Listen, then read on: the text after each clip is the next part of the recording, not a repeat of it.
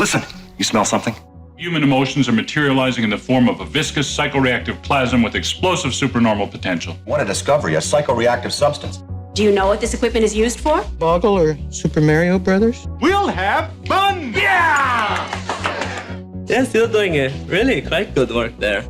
My friend, don't be a jerk. We've got no choice. Call the Ghostbusters. Super Jackpot! Welcome to Extraplasm Podcast. It's the only podcast on the internet that's been brainstorming the makings of a paranormal hammock to be sold at REI stores, so everyone might sleep 4 feet above their covers, if they want to. I'm your host, Jim Maritato, aka Think Maniac on the internet, and I'm excited to be talking with you this week as we invite a previous guest and friend of the podcast back to the microphone for a fun conversation about Halloween and Ghostbusters collecting and lots more. From the Great White North of Canada, Chris Stewart, aka Proton Charging on the internet, is joining us. And of course, Chris is also co-host of the Ghostbusters Interdimensional Cross Rip with Troy Benjamin. It was really great to catch up with Chris, as I haven't had a chance to talk with him in a while, and he was originally slated to be one of the guests for our episode 46 Ghostbusters Afterlife commentary, and we were in the midst of working that out when we realized we had a schedule conflict a while back. So it's really great to get a chance to talk with Chris, to have him on for his first episode of Extraplasm in a second year of Extraplasm, and hopefully not his last. And I say that, jokingly, because in all seriousness, it's always kind of fun for me to talk with Chris and with Troy when he's been on, because both Chris and Troy are primary influences that led to Extraplasm. They are people who made a great podcast that I really loved and still love when it's on. And when it went on hiatus, it's sort of what led Extraplasm to happen. So it's kind of a bit like getting to play music with a band that inspired you to buy a guitar. But I also want to say that, Chris and Troy have always been very supportive of Extraplasm and been very helpful in helping to, provide some insights about it, to help get the word out about it. So it's always really fun to talk with them. I had a lot of joy and a joyful experience talking with Chris, and I hope that some of that joy comes through for you as you're listening to the conversation this week. But before we can get into that conversation with Chris, just as we do every week, we need to talk about some Ghostbusters headlines. Still making headlines all across the country, the Ghostbusters are at it again. Today, the entire eastern seaboard is alive with talk of incidents of paranormal activity. Phone-in topic today, ghosts and ghost busting. Extraplasm, read all about it. Ghostbusters headlines coming at you. So I'm going to be honest with you for a moment and say that this week I feel like we're in kind of a lull with a lot of Ghostbusters media that's not really ripe yet, but that will be out by the end of the month, though not necessarily anything film related. I'm hopeful for a trailer or maybe even just a title reveal this month, but I'm also not necessarily holding my breath. With the movie news of this past week, there really isn't any, except that the Writers Guild strike is actually now resolved. It's been voted on, so the writers can go back to work, which is great, and everybody gets better compensation, and hopefully moving forward, things are better. They get to revisit that contract in 3 years, so hopefully we won't do this again in 3 years and people will have better situations. And the talks between the AMPTP and Screen Actors Guild are resuming on Wednesday of this week, so hopefully the strikes are going to be wrapping up, which means that you're going to have the ability for actors to be out doing more promotion things and, potentially ADR that needs to be recorded, maybe getting done, etc. So hopefully we're going to see more momentum on movie making pretty soon. But I'm not necessarily expecting anything this month. I do know that New York Comic-Con is happening this month. And so there's been some sort of talk between folks I've been speaking with who've said, hey, remember how Afterlife kind of just got shown at New York Comic-Con once? And you know how they showed 35 minutes of a Spider-Verse movie there once? And I don't even think Sony is going to New York Comic-Con this year. I've been looking to see who the exhibitors are, and I don't see them on the docket of folks. That doesn't mean that maybe they don't have a panel that I don't know about, but I really don't necessarily expect to see anything at New York Comic-Con this year related to Ghostbusters. We'll see. There's, again, I didn't expect to see much in the way of Toy Fair for Ghostbusters, yet I was talking about some weird Stretch Armstrong Gujitsu thing last week. So we'll see what happens at New York Comic-Con. There may be nothing, but I can say this. Even if we're not getting any movie news this month, or rather this week, because maybe we will by the end of the month, who knows? But even if we don't, by the end of this month, we still know there's a bunch of other media that's coming out. The difference is that it's not movie media or cartoon media, it's video game content. Ghostbusters Spirits Unleashed is still expected to have a DLC release this month that features Sam Hain, has new dialogue and new story to it. So not just like the DLCs they've done with a character release and a level release, but rather this has some new narrative components to it. And that's likely going to happen, I would have to say, in the next week or so, given that the DLC expands upon a narrative as IllFonic celebrates its 1-year anniversary of the game's release on the 18th. And the Ecto Edition is coming to Nintendo Switch this month, and its digital release date, like via Nintendo's website, is the 19th. So while there's no official Ghostbusters film news, it's likely that you're going to have a new DLC and potentially some new 25-minute Ghostbusters playthrough story that will show up in the next few weeks. So that's kind of exciting, and I'm looking forward to that. Spirits Unleashed is an interesting game, and it's fun.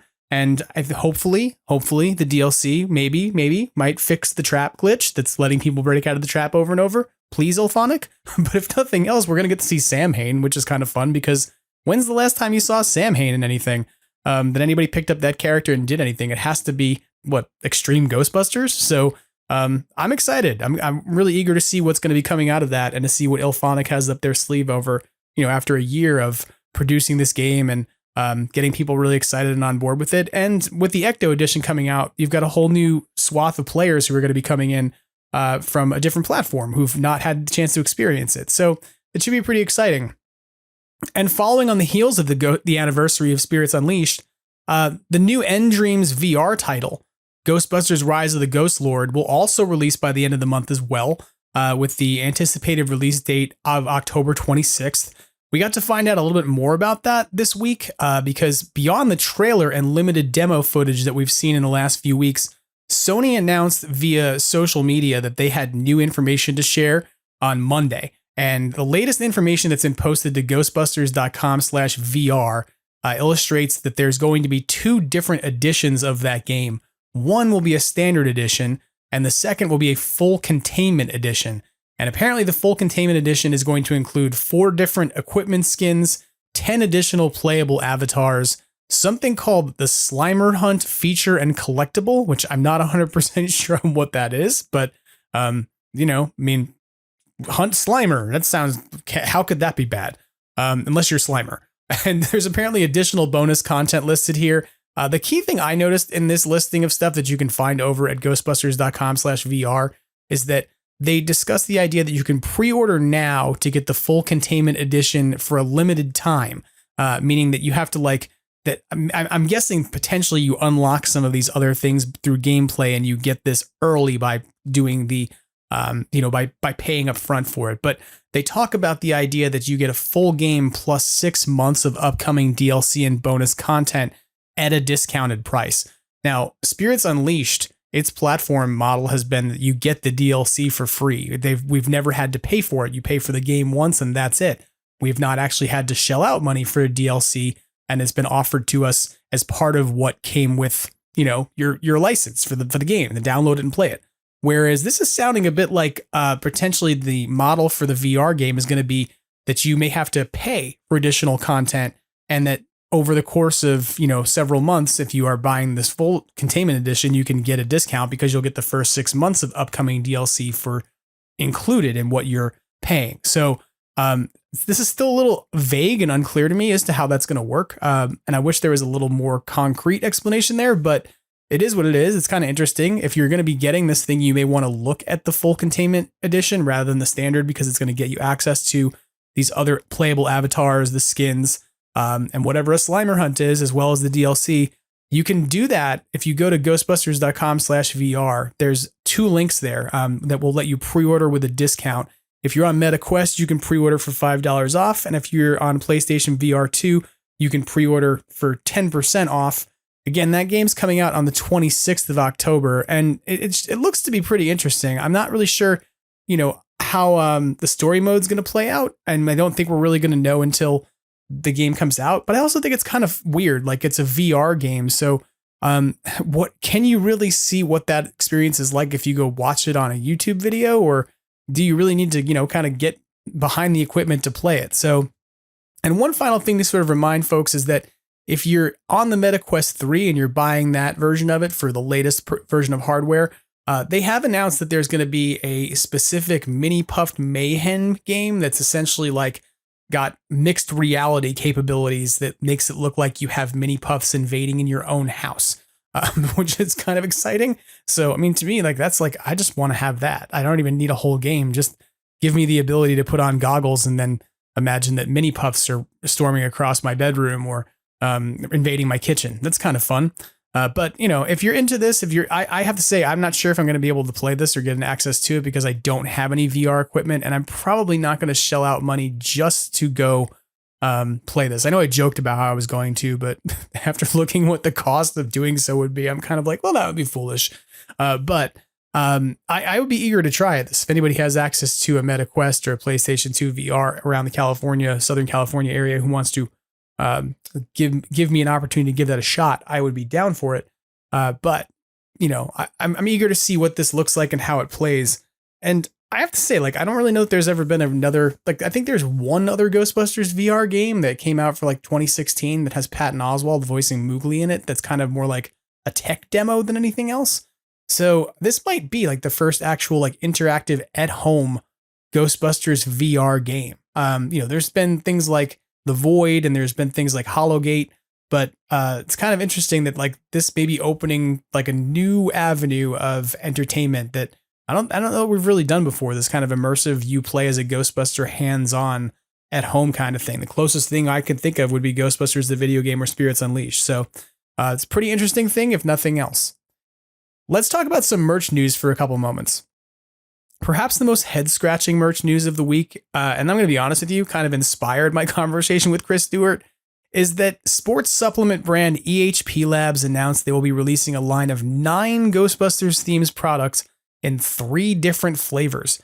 Stack3D.com and Ghostbusters News Report, there's a new collaboration between EHP Labs and Ghostbusters that includes a proton plasma flavor and a Slimer flavor for a variety of their different products, including something called Oxy Shred Fat Burner, Oxy Shred Energy Drink, their Oxy Greens Superfood Formula, something that's called Beyond BCAAEAA. I'm sorry for some of you out there right now who like lift weights and stuff. They're like, dude, what are you doing? And I'm like, clearly not going to the gym.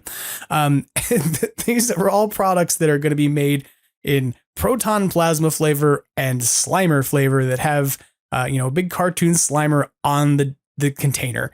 This is kind of funny because it's like, I was thinking about that this is a situation where they are absolutely trying to emulate and appeal to people who are like fans of Ecto Cooler because they've made this proton plasma flavor be tangerine and they made Slimer lime. And they're like, it's like Ecto Cooler because that's tangerine and lime. But what's so funny to me is that like, if you are taking this seriously as somebody who wants to go do a ton of working out, I don't imagine that you're the kind of person who would ever sit down and drink Ecto Cooler. It's really weird to me. I have to be 100% real with you.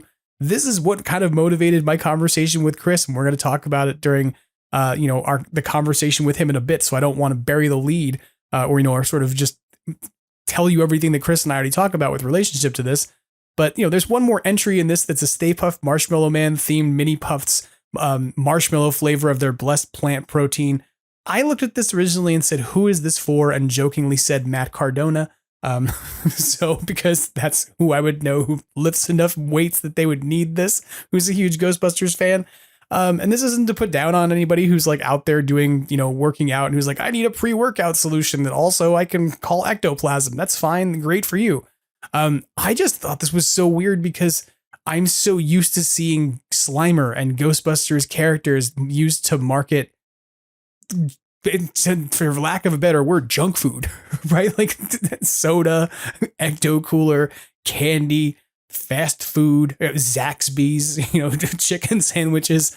So to suddenly see Ghostbusters thrown onto supplement bottles seemed really strange to me. And I'm not really sure how I feel about it still, because I'm kind of feel like, that maybe it's not okay to, if it's not okay, if it's not okay to put Slimer on a container of, say, Ecto Cooler at this point, like they didn't with the 2016 movie, but it is okay to put Slimer on a canister of supplements. What does that say about normalizing supplements for kids? And, that's a big debate that we could have. We won't right now. especially because you're not here to have it with me. Sorry.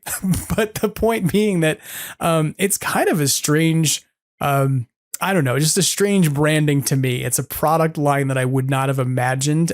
Probably anyone told me that this was happening, I would have thought it was a lie and then someone was just doing a put on to me, but here it is. So if you're interested in these products, you can find out more about them from EHP Labs, where you can find retailers to pick these things up.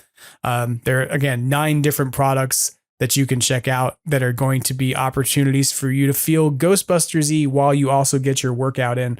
And if this is something for you, if you lift weights, if this is something that you are a person who regularly takes energy drinks and things, then maybe this is something you'll appreciate. I will point out to you, though, that the only way you can get that Ecto Cooler flavor is if you buy both the Proton Plasma and the Slimer, and you put it together so you get your tangerine and lime. So I guess the first person to figure out how to combine those things together to get the most authentic Ecto Cooler recipe will have to forward that off to either Extraplasm at podcast@gmail.com or off to Ghostbusters News, so that way we can have yet one more Ecto Cooler recipe, but now with even harder to source ingredients potentially. I also want to talk about a couple different items at a merchandise level that aren't things that you can eat or consume, and among those things, Ghostbusters News had an exclusive at the beginning of last week, right after we went to air, right after the podcast came out, that the Swedish watch brand Triwa, Triwa, which I may be mispronouncing, and if I am, I'm sorry, has crossed the streams, as he says, with Ghostbusters. Jason from Ghostbusters News had an exclusive look at this officially licensed collection of watches that are coming out. You should go take a look at these because they're really cool. They're around $169 to $189, so they're a little like higher end if you're a person who normally buys a watch at Target. But these are watches that look really sharp. They look really awesome. They have straps that can either come in black or in a haunting seaweed green, as Jason puts it. And they glow in the dark because how could they not? That's so cool. Like if you have a Ghostbusters watch, why wouldn't it glow in the dark? Really kind of neat, really cool stuff that's coming out for a pre-launch event, October 20th, with an estimated arrival in the second week of November. So if you haven't seen these already, the only place to go take a look at them right now is Ghostbusters News. So head over there and take a look at the Triwa watches because I'll be honest, like I'm, as much as I joke that I don't need a watch in my life because I have a cell phone, I also routinely find myself looking to see where I put my cell phone down in my house so I can see what time it is. So maybe I should get a watch. If you're not looking to put something on your wrist to wear and you want to put something on your face, you can find the brand new Slimer mask at Fun Costumes, aka HalloweenCostumes.com. This is a brandy new Slimer mask. Nobody knew this was coming. This was something Jason from Ghostbusters News has a video of that you should totally go watch, where he's dressed as a giant Twinkie because he bought a Twinkie costume from the internet too. And then he puts on this mask and reviews it, along with the weird, goofy Terror Dog mask that Halloween Costumes has out. But this is a pretty cool, I gotta say, it's kind of a better Slimer mask than I've seen in a long time because it's, it looks like Slimer. It's got a really good sculpt to it. It's really well painted, but probably one of the best parts about it is that most of the Slimer masks that are out there have like gaping holes in them for your face to stick out. Like there's the weird one that like your head basically just you wear it as a hat and his jaws around your chin and it's like your face is just in his mouth. But there's a bunch of masks like this that don't really work well for Slimer.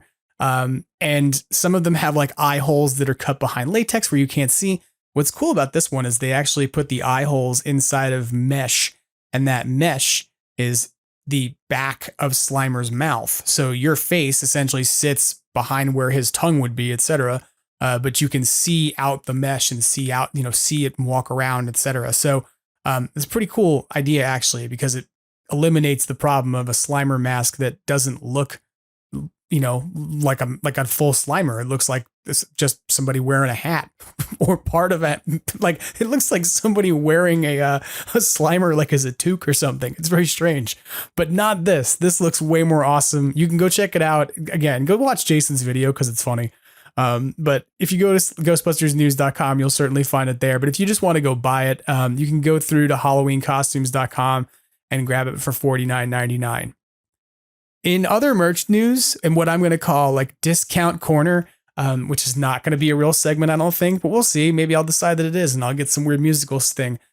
It seems like discount stores are like ruling the day all of a sudden on Ghostbusters merchandise, because I keep talking about Five Below and Ross Dress for Less in the last few weeks as places to find Ghostbusters Halloween themed stuff.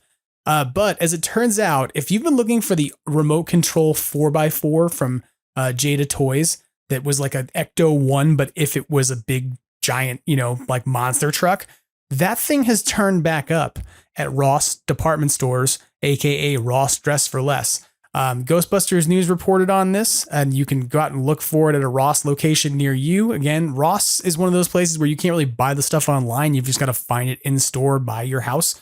But that is a thing that originally was retailing for $59.99 when it first showed up, I believe, at like Walmart, maybe. Now you can find it at Ross for $39.99. So if you have been looking for, an RC 4x4 vehicle to make your next Ecto for your, diorama, you can go and grab that now from Ross Dress for Less. And the other discount item that's out there is that Five Below stores have yet another t-shirt available, this time for the low price of $5.55.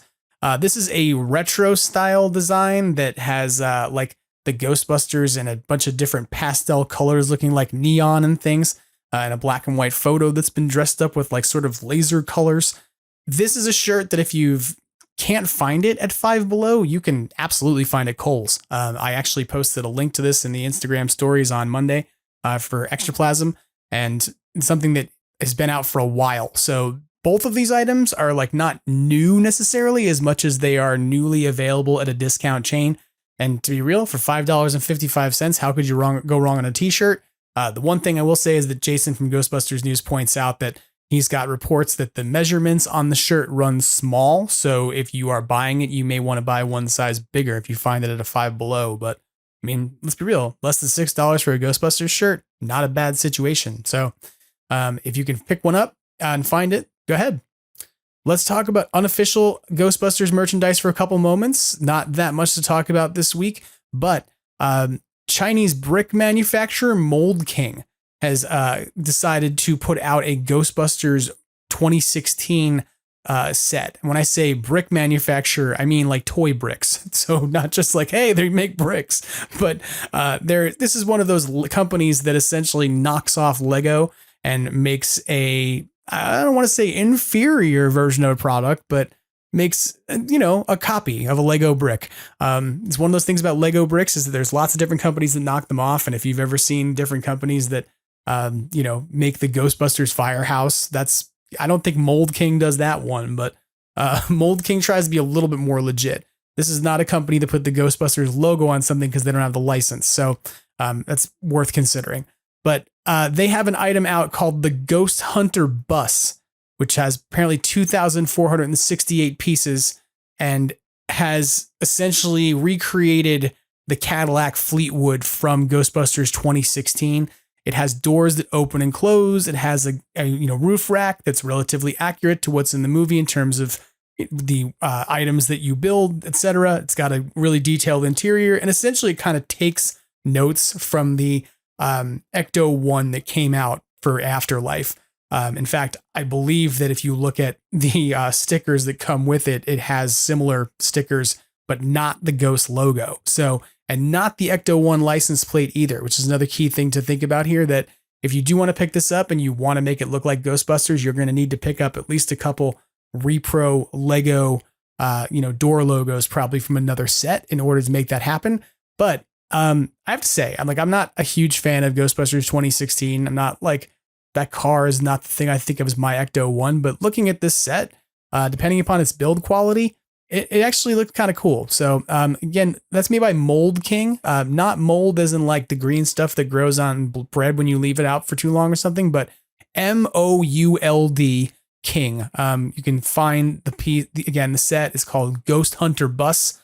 And if you want to find photos of it, you can go to Ghostbusters News. But Jason has made a choice not to link to that, given that it is a pretty directly bootleg product that is knocking off Lego. So, but you can go take a look at it if you want and then hunt for it yourself. I'm sure that Google will lead you there. And lastly, this week, I want to tell you about something you should go take a look at, or actually two things to go take a look at if you haven't already, that are not merchandise, nothing you need to buy, but something you can put in your eyeballs or in your ear holes that'll make you feel, I don't know, maybe more October-y.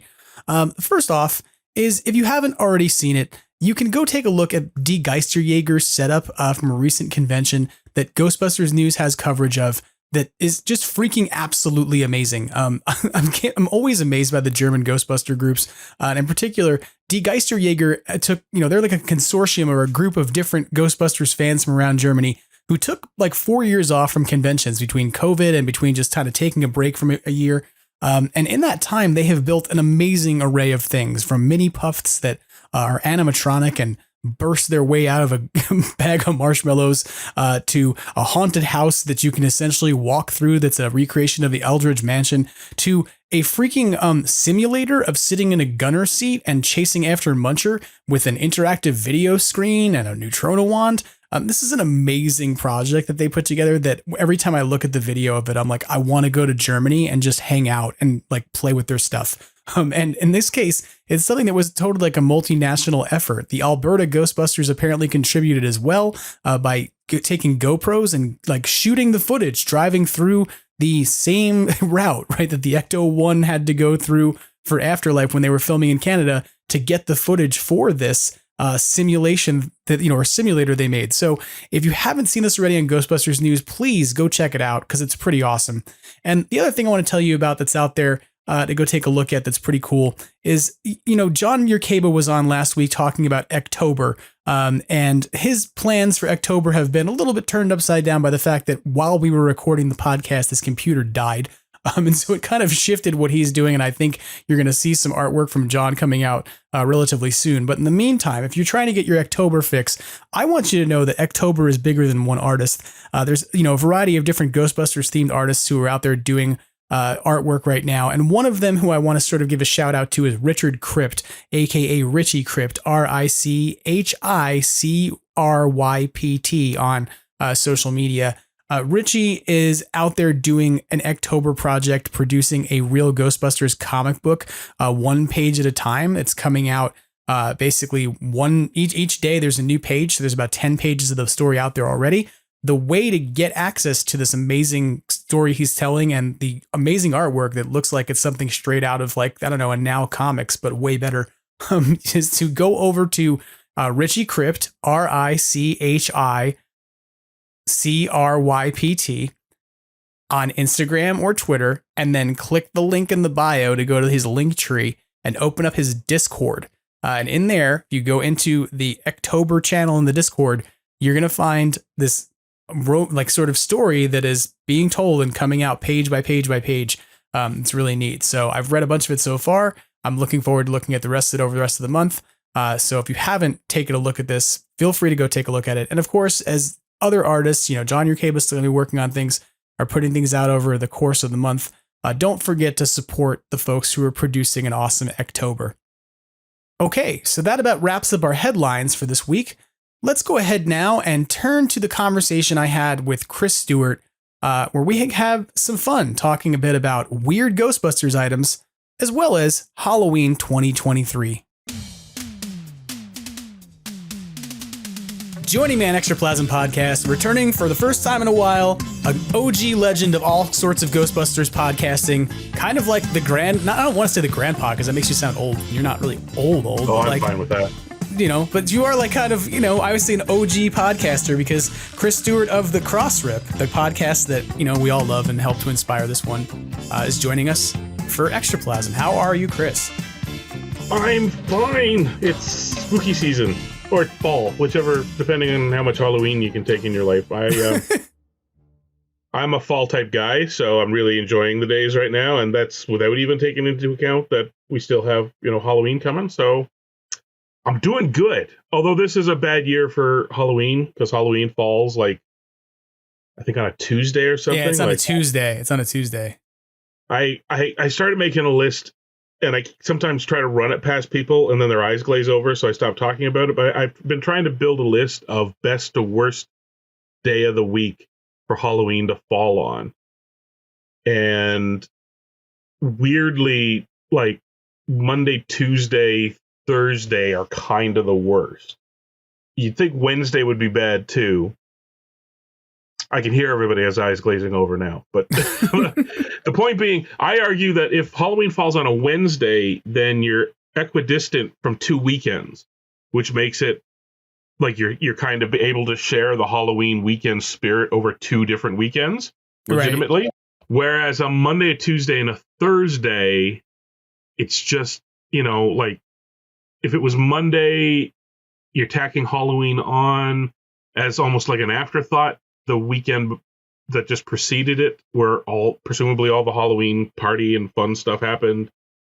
Tuesday, you're just further from that. Thursday's a little too far from the previous weekend, but it's not adjacent to the next weekend. And then you get to the good, and then there's Wednesday, which is not ideal, but at least you can kind of see splitting it. You're like, yeah, party Halloween weekend, and then you have Halloween, and then you have another weekend of Halloween stuff. And again, that second weekend is not ideal because Halloween's over and has been for a few days, but a few Halloween things happen. And then you got Friday, Saturday, and Sunday, which I think are, peak days. You are now regretting asking me how I'm doing, but that pretty much sums it up in a nutshell. I'm just wandering around wondering when the next good Halloween day is. So that's just me. I pity anybody who's foolish enough to ask me how I'm doing right now, because that's basically what comes to mind. We're in a townhouse complex, and there's right next to us is a small stretch of garden space that nobody does anything with ever, and the landscapers never bother with. So it's just dirt and a couple of scraggly things, which means over the last 6 years, we keep acquiring a couple of those styrofoam gravestones from Spirit Halloween.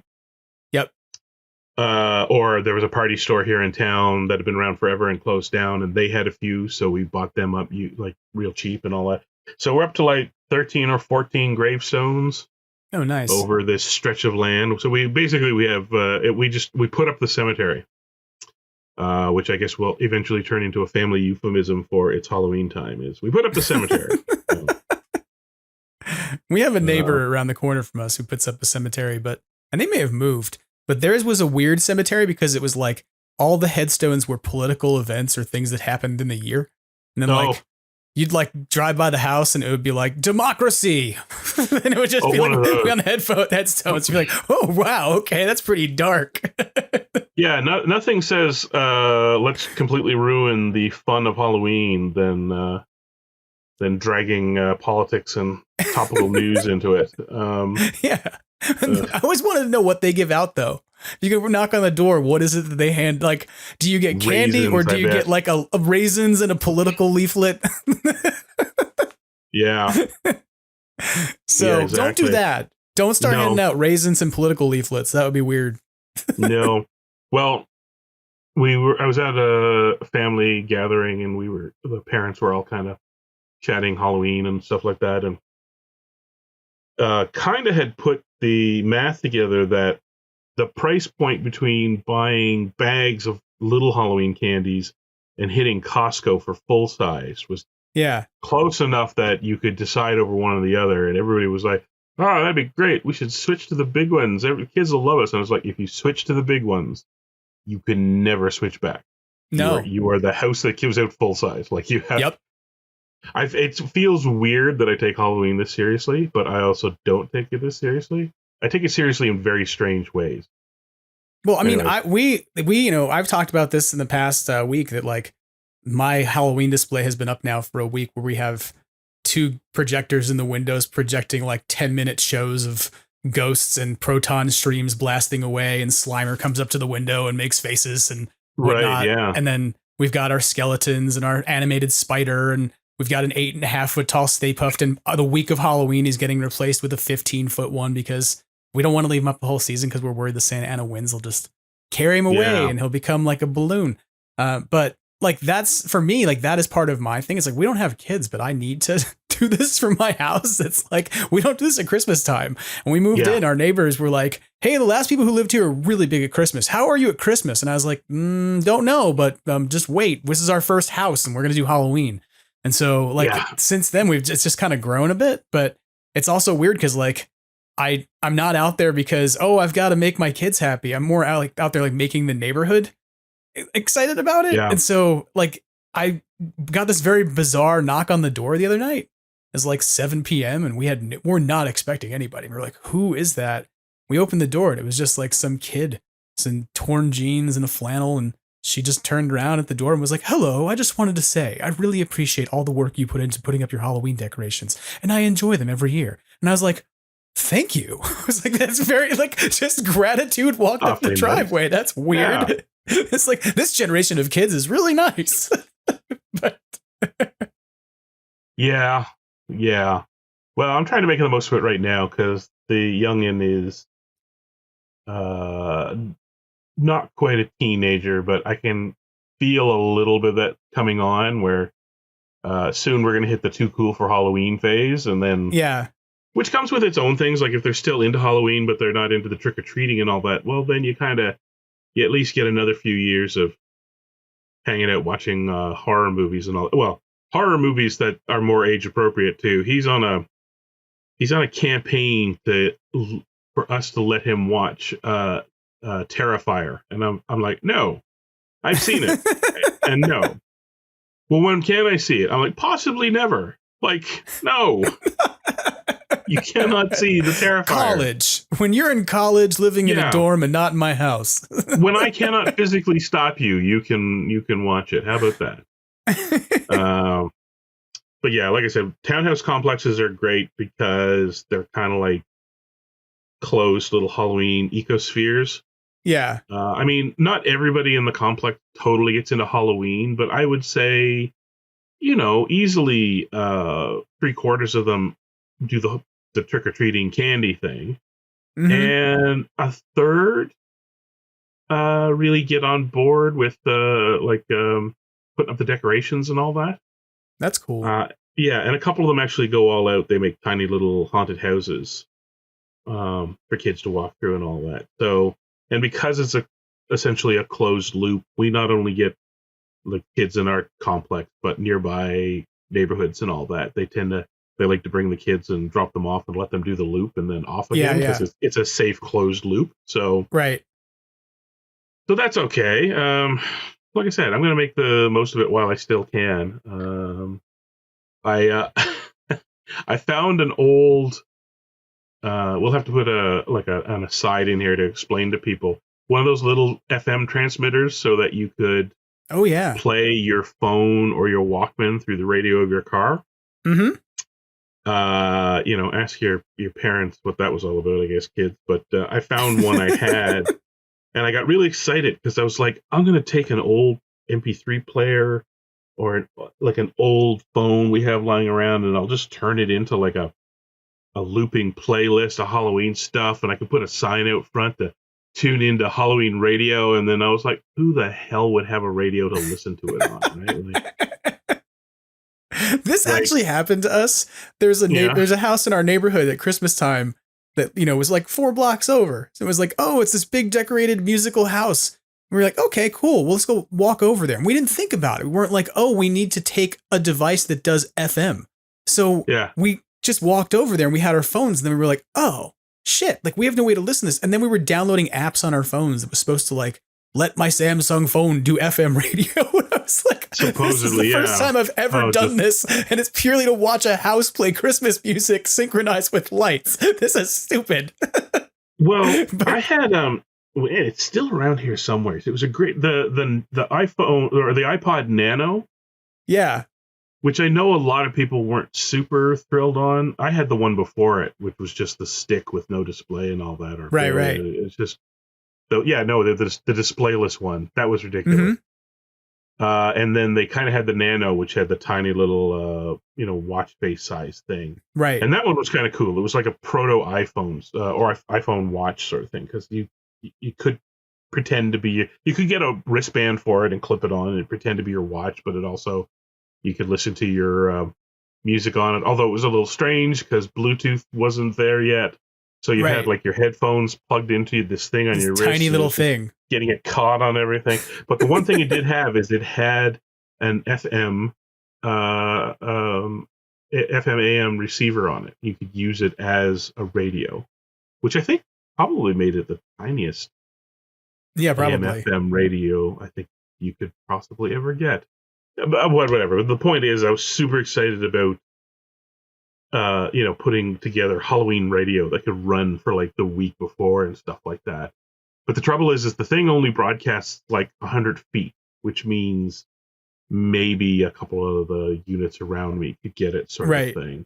And people walking by would be kind of interested, but how the hell would they listen to it? So I don't know. My dreams of being a tiny pirate radio station died horribly. Hey, if you have any community Wi-Fi, you could just run it as an internet stream. And then put a QR code on the lawn.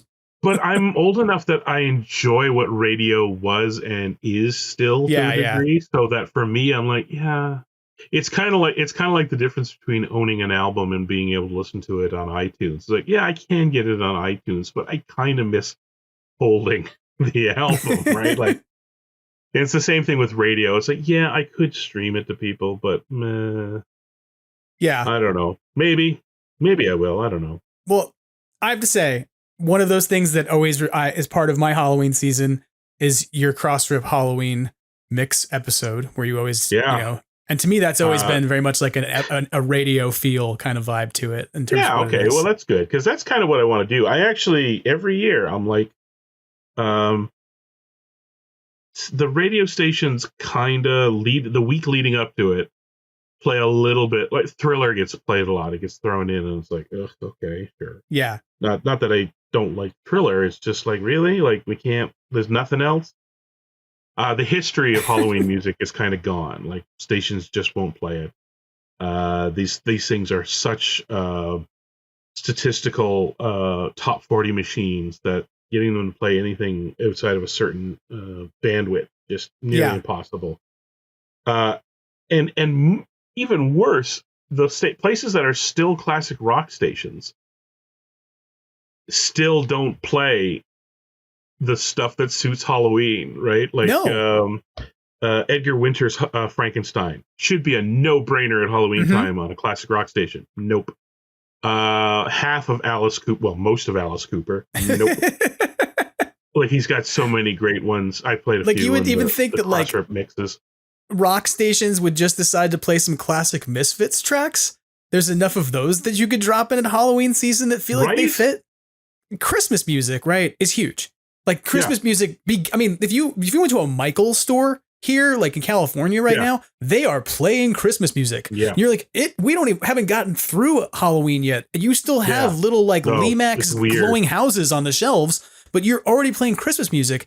And I don't understand it. Like, there's not this other like holiday like pool of music. Like, there's not like, a giant array of Easter songs, right? Like, even that would be weird, because it's like, okay, that's pretty denominational. That's pretty, like, Christmas is pretty commercial at this point. Easter is still pretty, religious. But like, Halloween at this point is absolutely nothing but a commercial holiday. Like, there's no way to say that it's anybody's like, it's a fun cultural thing, but no one's out there being like, I'm deeply celebrating my paganism by, dressing up my house with spiders. Like, that's not the reason anybody's doing it. So why isn't there more Halloween music? Like, you get the Monster Mash, like, that's out there, I don't know. There's so many covers of the Monster Mash. You could play a different one every day of the month leading up to Halloween and never play the same one twice. I don't know. I mean, so Christmas comes along, or when it gets close, and all the stores start stocking their Christmas stuff. Well, they do the same thing with Halloween. When Halloween gets close, they'll stocking Halloween stuff. But the thing that differentiates Christmas from Halloween, Christmas doesn't have a corporation that has built a business model of taking over abandoned stores to sell you Christmas trees and ornaments and lawn displays 2 months before Christmas. Halloween does. Like, so Yeah, it's you're right. Halloween has like a corporate ambassador at this point. And then like there's also, and then you look at like HalloweenCostumes.com, who've now bought Halloween.com.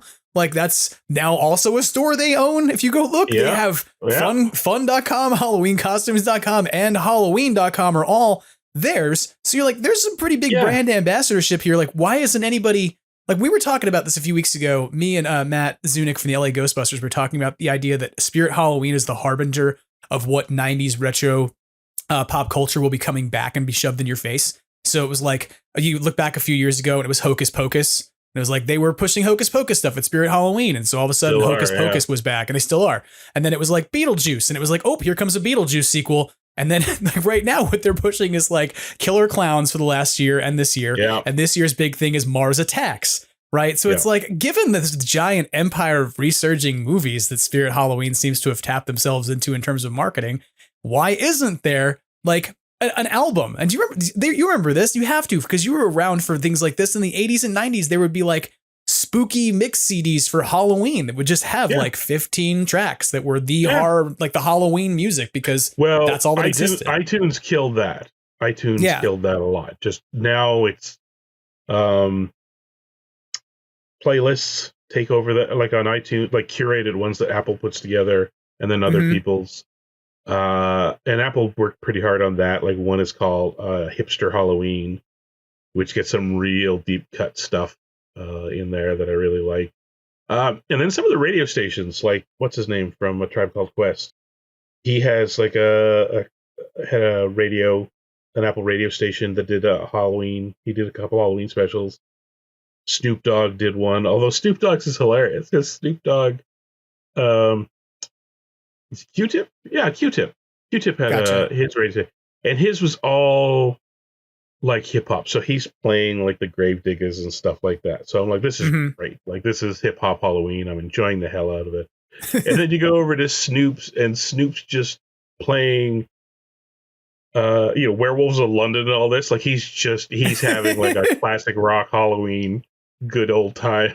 Like, not what I expected from you, Snoop, but all right, we'll go with it.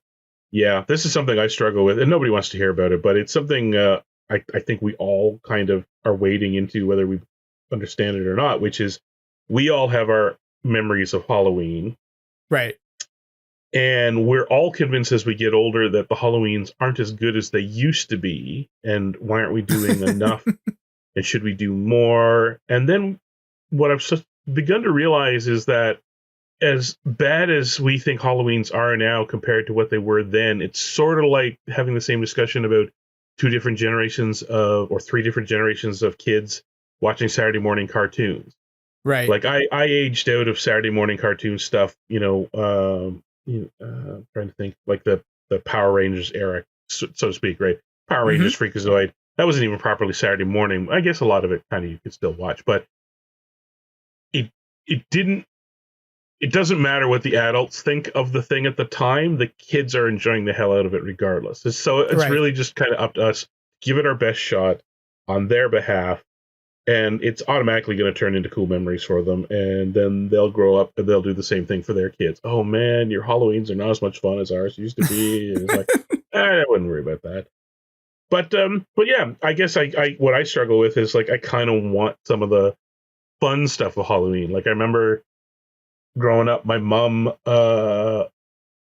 it's nothing like it happens today, but this was in the late 70s. So she put up Bestel. Do you know what I'm talking about? The Halloween decorations? I don't. Oh, okay.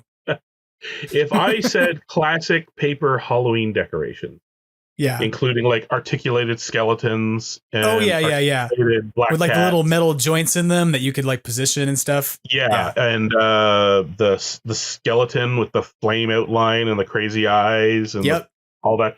That's this company, Beistle, and I really don't know how to pronounce it. But now we're going to run off to eBay to look for vintage stuff. Oh, it is all over the place. Last time a couple times previous, I was in LA. There's a place up in Burbank called Creature Features. It's gone now. Well, it's online, but the storefront's gone.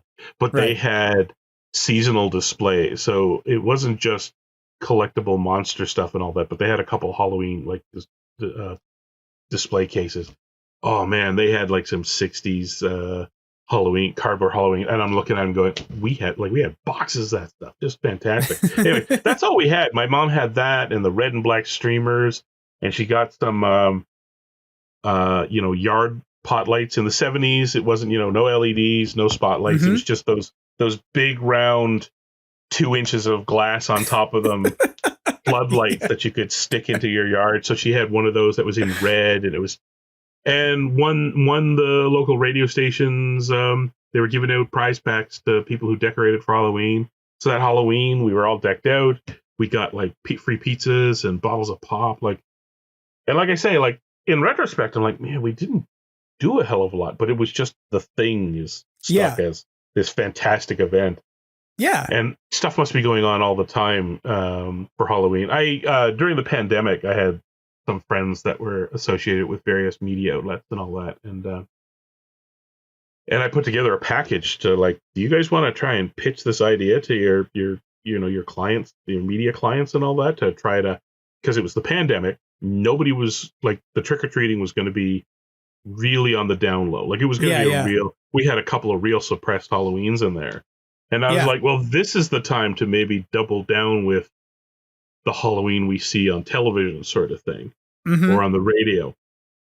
And they all thought it was a great idea, but didn't want to get on board with it. So I don't know. Do you think, realistically, do you think anybody actually still bobs for apples anywhere?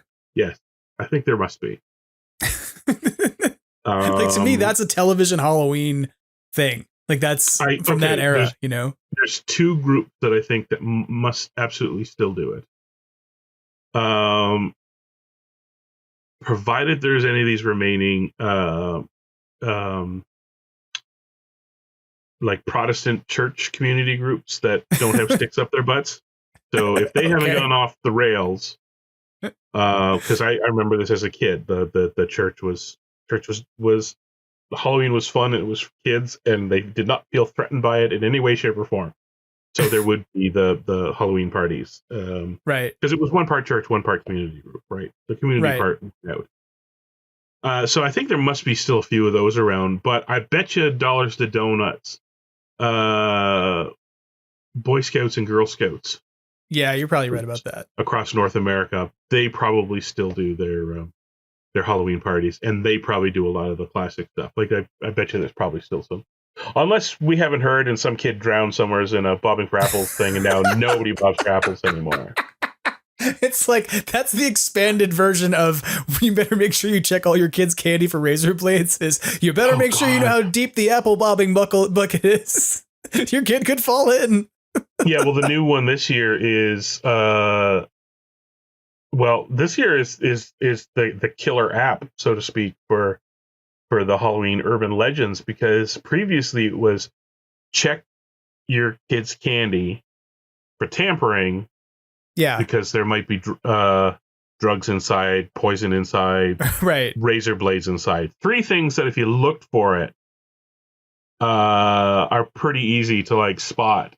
And even though it never really happened, a lot of these things happened once, and then they got cemented into urban legend, and now they perpetuate. But they never happened ever. It was just the killer app this year. No pun intended. Is the rumor is you can check your kids' candy, but what you're checking for is fentanyl, and if you touch it, you'll probably die too. So, like, the big worry this year is that there's going to be fentanyl in the Halloween candy, and I'm like, wow.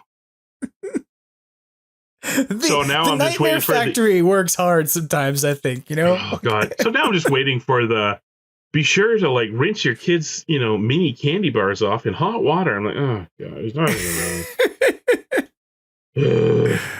Well, I'd say I'm glad to see Halloween making a bit of a comeback from the pandemic, because we were one of the people out there, like, during the pandemic, we were out there with masks and gloves, and we individually bagged all the candy in individual Ziploc bags and placed it inside of a ghost trap that each kid could come along and take one of, the little bag off. And so it was like we had hand sanitizer out there dressed up as slime, and it was kind of our whole thing. And so we became like a little bit neighborhood famous because there were so few houses doing trick or treating. And so kids from like neighborhoods over ended up coming to us by word of mouth of like, oh, there's that Ghostbusters house that's up every year. They're still doing stuff. And so it's kind of nice to have like had this weird like community bonding thing happen because of COVID, but I don't know. It didn't kill it. So, you know, not that COVID is good. Not for anybody who gets upset and is like, Jim likes COVID. Like, no, like that's not what I'm saying. But it was actually almost like a nice forced breather reset on it. You know, absence makes the heart grow fonder. So a couple of years without, you know, normal Halloween, I think probably helped drive it for another 10 years or so at like when I was a kid, levels. We didn't have trunk or treats and things when I was a kid. What's that's not a thing. Trunk or treat? You've never heard of trunk or treat? So it's like trick or treat, but you drive all your kids to some church parking lot and you park your car. And then everybody goes from trunk to trunk to trunk, like, you know, I guess boot in different contexts. Like, that makes sense. But like you go like, so, and there's actually like you can buy, I think that's like maybe Fun or Halloween Costume sells this. It's like a car costume for trunk or treat that you has like a Slimer and a Stay Puft and you can like stick them on your car as little decals and stuff. So like, but trunk or treat became a thing that replaced trick or treat. And that realistically, trunk or treat to me replaced mall trick or treating. Because it used to be that you would walk through malls and go from each retail store. But as malls died, it became like, where do people go? So then it was like, well, let's just all drive the kids to some public locale. And then everybody can just walk from car to car to car with their costume and then get in the car and drive home.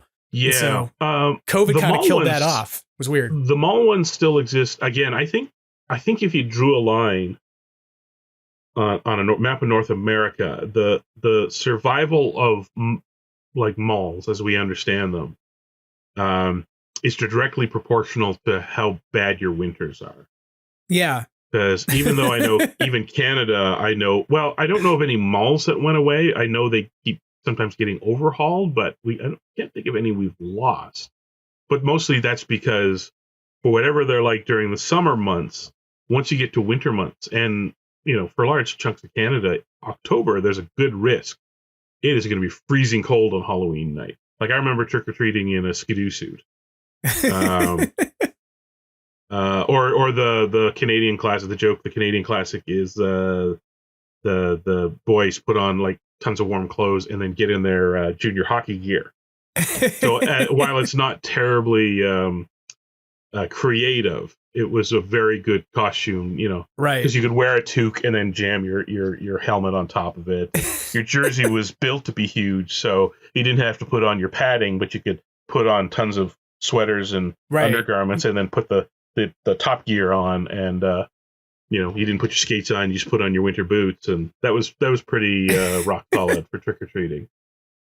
But yeah, trunk or treating. Yeah, no, I've never heard of that. That's a great one. Yeah, that's a thing we do down here, at least. If it's not done up there, we do it down here. Well, so, you know what? It may be happening somewhere, and I've just missed it too. I don't know. Like I said, I lament that maybe Halloweens are fading away. I think they're just changing because Thomas dragged out. He found a listing for one neighborhood over, or town over, so to speak, in the sprawl that is Greater Vancouver area.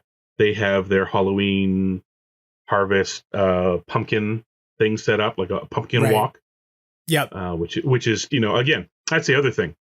So for all the Christmas light displays that go on, nobody does an Easter light thing. Nobody, you know what I mean? But Halloween has its equal share. And not only that, places that like to do the Christmas light displays, there's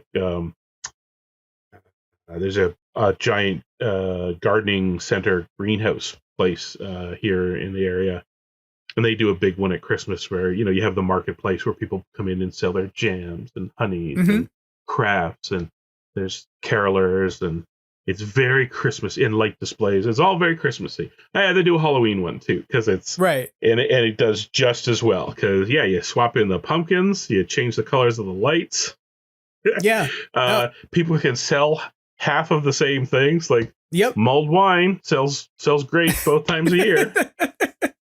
No, you're not wrong. Like, that's, to be fair, like, as much as we're saying there's not like a lot of Christmas music, or a lot of Halloween music rather, like there does seem to be like, and this is what makes me so puzzled about it, is like there are these at this point, like they didn't have big giant events for Halloween to go to as a kid like this. They do now, but we don't have music. So I want like, I guess what I want now is like Mariah Carey needs to do like a cut. Like all I want for Halloween is Boo. Like that would be good. Right. Like, I'm writing that down because I have friends. I went to university with them, and they are legitimately an internationally award-winning a cappella group. Oh, nice. And they have, they're adults in air quotes, like myself. I am also an air quotes adult. So we have families and real jobs and all that. But their hobby thing is that they have this quartet that they do events and the Stampede and all that sort of thing. And they've recorded a half a dozen albums. Yeah. Over the last 20 years or so. 4 of them are Christmas albums. Nice. Because they perpetually sell. And I've been leaning on them hard for the last few years going, you need to do a Halloween one. Yeah. And they did a cover of Monster Mash, and I'm not sure if it was meant to appease me or not, but it did not. We need a full album. And yeah, all I want for Halloween is Boo would be great. Yeah, like Weird Al lyric transpositions of Christmas classics into Halloween would be low-hanging fruit and so fantastic. And if you got Disney involved, you could probably get some, Jack Skellington voicing, tie it all together, package it up that way if you wanted to as a Nightmare Before Christmas album. Well, to Disney's credit, they still embrace, and Universal Studios, right? Like those places. Yes, yeah. But Universal doesn't have a media outlet quite the same way that Disney does. Disney embraces pretty hard. Like Disney Plus has like switched over its front end to slowly start adding in the Halloween specific stuff. Right. They put out the new computer generate like animated Mickey and Friends trick or treating, stuff like that. And they have all the Halloween towns. Universal's doing their Horror Nights thing. That's like their whole jam, right? So and I know Disney does go out of its way with the Christmas or the Halloween music stuff too. But I don't know. I think you touched on it right at the beginning accidentally. The minute Christmas lapsed into September, because it was already a war because Christmas was showing up pre-Halloween, and that was already weird enough. And now that I know for a fact that for the last 3 or so weeks I've been in various stores and they've started moving their seasonal aisles slowly to start bringing Christmas stuff. Yep. It's like September, October, November, December. That's 4 months. Yep. That is 1/3 of the year. Yeah, it's like the whole quarter. Now, and it's like, at what point do we just stop caring about? I mean, Christmas? I think we get to a point, like, if we're gonna if we get to a Doctor Who level of this, I feel like we end up in some, like, by the year 2034 or 2340, Christmas is every day. It's just like the entire culture is there's trees all the time. There's presents every day. They land on your porch like a newspaper, and you just don't care. Like, well, that could only help Halloween come back then, right? Because out of the 12 months, 1 month slowly relinquishes control over a little bit to Halloween. Yeah, no, on the music side, on the radio side, that's what I hate the most, is because, and especially it's really weird because the only people that listen to radios anymore are people who remember old Halloweens and are nostalgic for old Halloweens. So why aren't you spending the 2 weeks prior to Halloween just pandering to us? We're the only ones listening to it in our cars. We're the only ones listening to it at work. You may as well just lean into Halloween super hard. I don't know. Yeah. I think, a way we could sort of wrap up the discussion of Halloween and Halloween music and Halloween time a bit. The accidental discussion you didn't think you were going to have. I didn't, but I enjoy it because you're an interesting person to have this conversation with, because you put together a Halloween playlist every year. Yeah, that's and my you put together a Halloween music list that everybody should go check out in the Crossrip, feed when you put that out later on this month, I presume, because it's still coming. I believe you said that on Twitter. Yeah, in the next probably about a week and a half, 2 weeks time. Yeah. Yeah. But this is the way I want to sort of put a pin in this, to sort of like say how I feel about Halloween music, is that I saw a meme. It might not be true, but I saw this meme today, so I'm just going to meme it out verbally because I saw it visually. Was that Bobby Boris Pickett, of Bobby Boris Pickett and the Crypt Kickers, who made Monster Mash, apparently did a live performance of this at one point in his life. And when he did the live performance, he got up and said the following. Elvis Presley thought that this was the dumbest song that he ever heard, but he died on a toilet. And then he just played the song. Nice. So, that's how I feel. Like, that's pretty good way to set up the Monster Mash. And like, well, I mean, to his credit, Elvis persists as a major name, but his music is kind of like lapsing back into the mists of time, slowly but surely, the way all old music does. But the Monster Mash gets perpetually played. It does. Every year. It does. The other thing you can find that's fun to think, if you go look at it, is the number of times that he tried to recapture the Monster Mash. He made all these other different like monster songs and mash songs that in the same vein and the same like rhythm and stuff, to be like, well, we got another song to make for a different holiday. Let's go do a different mash. And you can go find those. There's a whole bunch of them. I believe I heard a bunch of them on the Ralph Report that Ralph Garman does. He's a former K-Rock DJ who does a podcast with Kevin Smith, but he has like a morning show podcast he does. And I think he did this maybe like 2 years ago. He just played a whole bunch of them, and I was like, oh my god, a ton of these. Well, LA has being Hollywood adjacent, still to this day, I think is a hot spot for Halloween. If the rest of the world gave up on Halloween, LA would still celebrate it every year. It's just the same. I bet you there are radio stations at Halloween time. You can listen to them all online. I'm going to tune in. Thank you.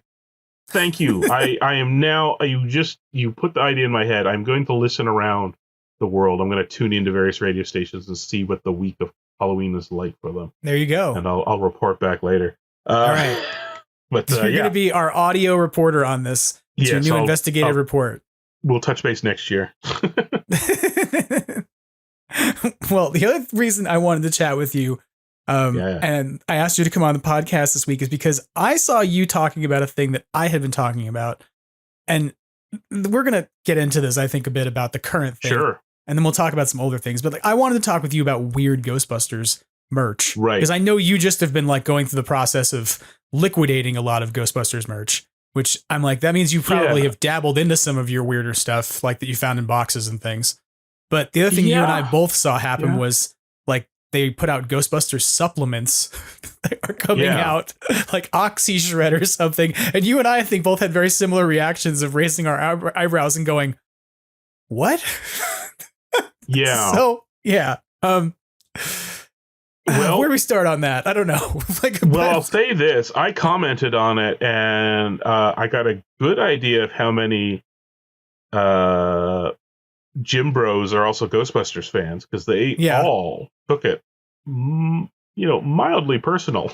That I didn't say I hated it, and I didn't say it was bad. I was just a little personally perplexed by it. It was from my perspective an out of the blue surprise, and they were all completely annoyed that they thought I was like, Gym Bros couldn't be Ghostbusters fans. And I was like, you absolutely can. Yeah. That's not my point. My point is it's a little odd to... well, here's the thing. It's out of left field. This. Yes. I've been thinking about this ever since I posted it. And then more so when you contacted me a few days ago, but you want to talk about this, is the question is, what is weird? Because in the case of this one, subjectively, it's weird to me. Yeah. It's weird to me too. Yeah. But then again, it's not aimed at me. And as these guys pointed out, right. You know what? And at the end of the day, is it weird because it's not like Sony said, you know what we should do? Because they never do that. What happens is somebody shows up with a minimum payout and says, we'd like to get the license to make this thing. Sure. And unless it's like, I don't know, something...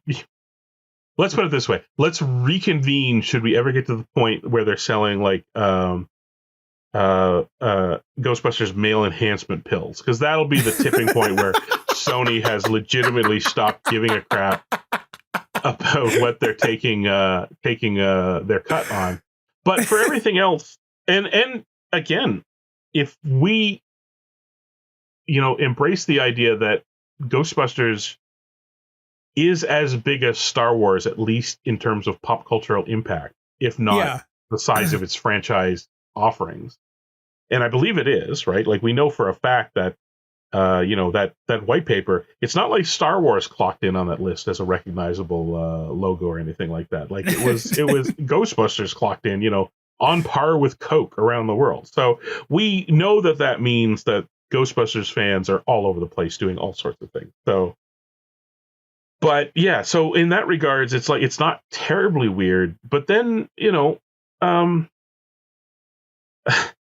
has come up before, like in 2016, the amount of just rock bottom candy confections in the UK that got to slap Ghostbusters on it and like offer it to people was, and again, none of them were terribly weird, but the sheer volume of it was, I don't know. I think the thing that I want to try and figure out is whether if Ghostbusters has anything that strikes us as truly weird.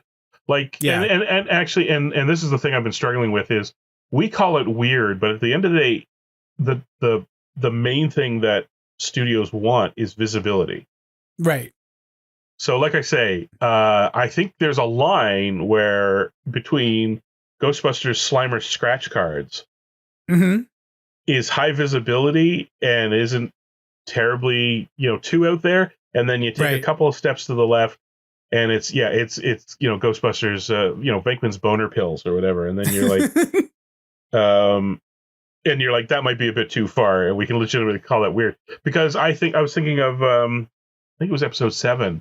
I remember Star Wars and Disney or whatever struck a license with some orange growers that made like little mandarin oranges or whatever. And you could buy the sack of oranges that was Star Wars branded. So you're hitting on a thing I was going to say. So it's, because first I'll say this, just so we can put this out there, because I feel like I started this conversation about the supplements. And I don't want to like anybody be upset about it, but it's like when I first saw it, I was like, who's the target audience for this? Is it Matt Cardona? Because like that's the guy who I think would use this the most. Oh, 100%. And then I will say this, that like the branding smartness here was that they made this thing called Proton powder, and that tastes like tangerine, and they made one called Slimer, and that one's lime, and everybody's like, oh, the Slimer lime one is ecto cooler, and I'm like, no, you got to put them together. It's a tangerine lime drink. Their genius was telling you they're going to sell you 2 flavors of Oxy Shred, so that way you can put them together to make the one thing you actually want. So whoever came up with that stuff is brilliant. That's very smart way to sell more of your product. And I don't mean, and for anybody who wants to use it, great, fine. Like I just thought it was weird because to me, I think of Slimer on soda. I think of him on candy. I think of him on all this other stuff that would be like antithetical to fat burner. Right? It's just like, that doesn't track for me. That doesn't make sense. And to me, that's where I got into the weirdness of like, is this a stretch on the product such that you go, well, what's the relationship? And so you just hit on this thing I've been thinking about at the same time, which is that I know when my brain broke on Star Wars marketing. I know exactly when it happened. I walked into a Vons supermarket here in California, which for those of you in the Midwest anywhere, that's known to you as Safeway. And for some of you in other places, it's called Pavilions, but it's all the same company. And I walked into there and there was a bag of apples and it said Star Wars on it. And I was like, wait, what? I'm in the produce section. What makes these Star Wars apples? And part of my brain was like, okay, wait, maybe putting Star Wars branding on apples is actually good because maybe it encourages more fruit uptake. Like maybe that's better than Star Wars fruit snacks. Like if you wanted to have the debate about which is it better for there to be Star Wars marketing on, little sugary filled high fructose corn syrup, apple flavored Darth Vaders that are gummies, or an apple. Like which of the two is better to be marketed? But at the same time, my brain went, oh my God, they've literally figured out how to stamp Star Wars on a bag of apples. And people are going to buy that bag of apples versus another bag of apples. And for those people who are like, look, we're collectors. You and I both have probably bought different food items and kept I know you have. You had a can of pasta you put on eBay. But like, we've both bought food items. I would never imagine buying a bag of apples and trying to keep it for like 20 years. Like that's one where you basically secretly cut open the bottom of the mesh, pull the apples out, and put in plastic ones or something like Need that. some Like prop it's just, apples. yeah, prapples. Yeah, like I said, so there's a lot of different things to look at. Subjectivity is one, because it's objectively difficult to find a weird product. Yeah. The time factors into it. Like, so when I stopped to try to think of weird Ghostbusters items, I had a little bit of a problem thinking of too many, but one that came to mind immediately was from 84, 85, 84. Yeah. At a time when merchandising was not thought of the same way for movies, or, you know, not every movie needed to have merchandise, and Ghostbusters was not thought of that way until after the fact. Right. The only people that put out merchandise after the movie came out was those Pittsburgh guys that formed the fan club, and the companies in Japan, because Japan has always seemed to like to make merch for movies when they come out, and they were the ones that put out it's like Bandai Stay Puffed and stuff. No, that was all. Yeah, they put all that stuff out and all that, and ball caps and patches. All that is fine. They also sold, and it was, you could see it in the printed ad in like magazines and all that, was cigarette, like an ashtray. Yeah. A Ghostbusters cigarette ashtray, and you know, and like I said, that's just accidental because the movie came out at a time where there wasn't a lot of merch. Smoking was still perfectly acceptable. People did not think of the movie as specifically aimed at kids, and they made a cigarette like an ashtray, and I'm like, okay, that's legitimately weird. I think I was thinking of something kind of in the vein of that, but I think a little weirder. This came up in the Yes Have Some Discord a while back. I think I posted it there, and then we had a conversation about it there, probably like a year ago. But somebody turned up with a bunch of on eBay of Ghostbusters 2 car little litter bags. So they're like they're like little bags, little trash bags that are designed to hang off of your the handle of your glove box. Remember, glove box is a thing you'd put the key in it, and then you'd put stuff in there, and then nobody does that anymore. Now they just shove paperwork in there.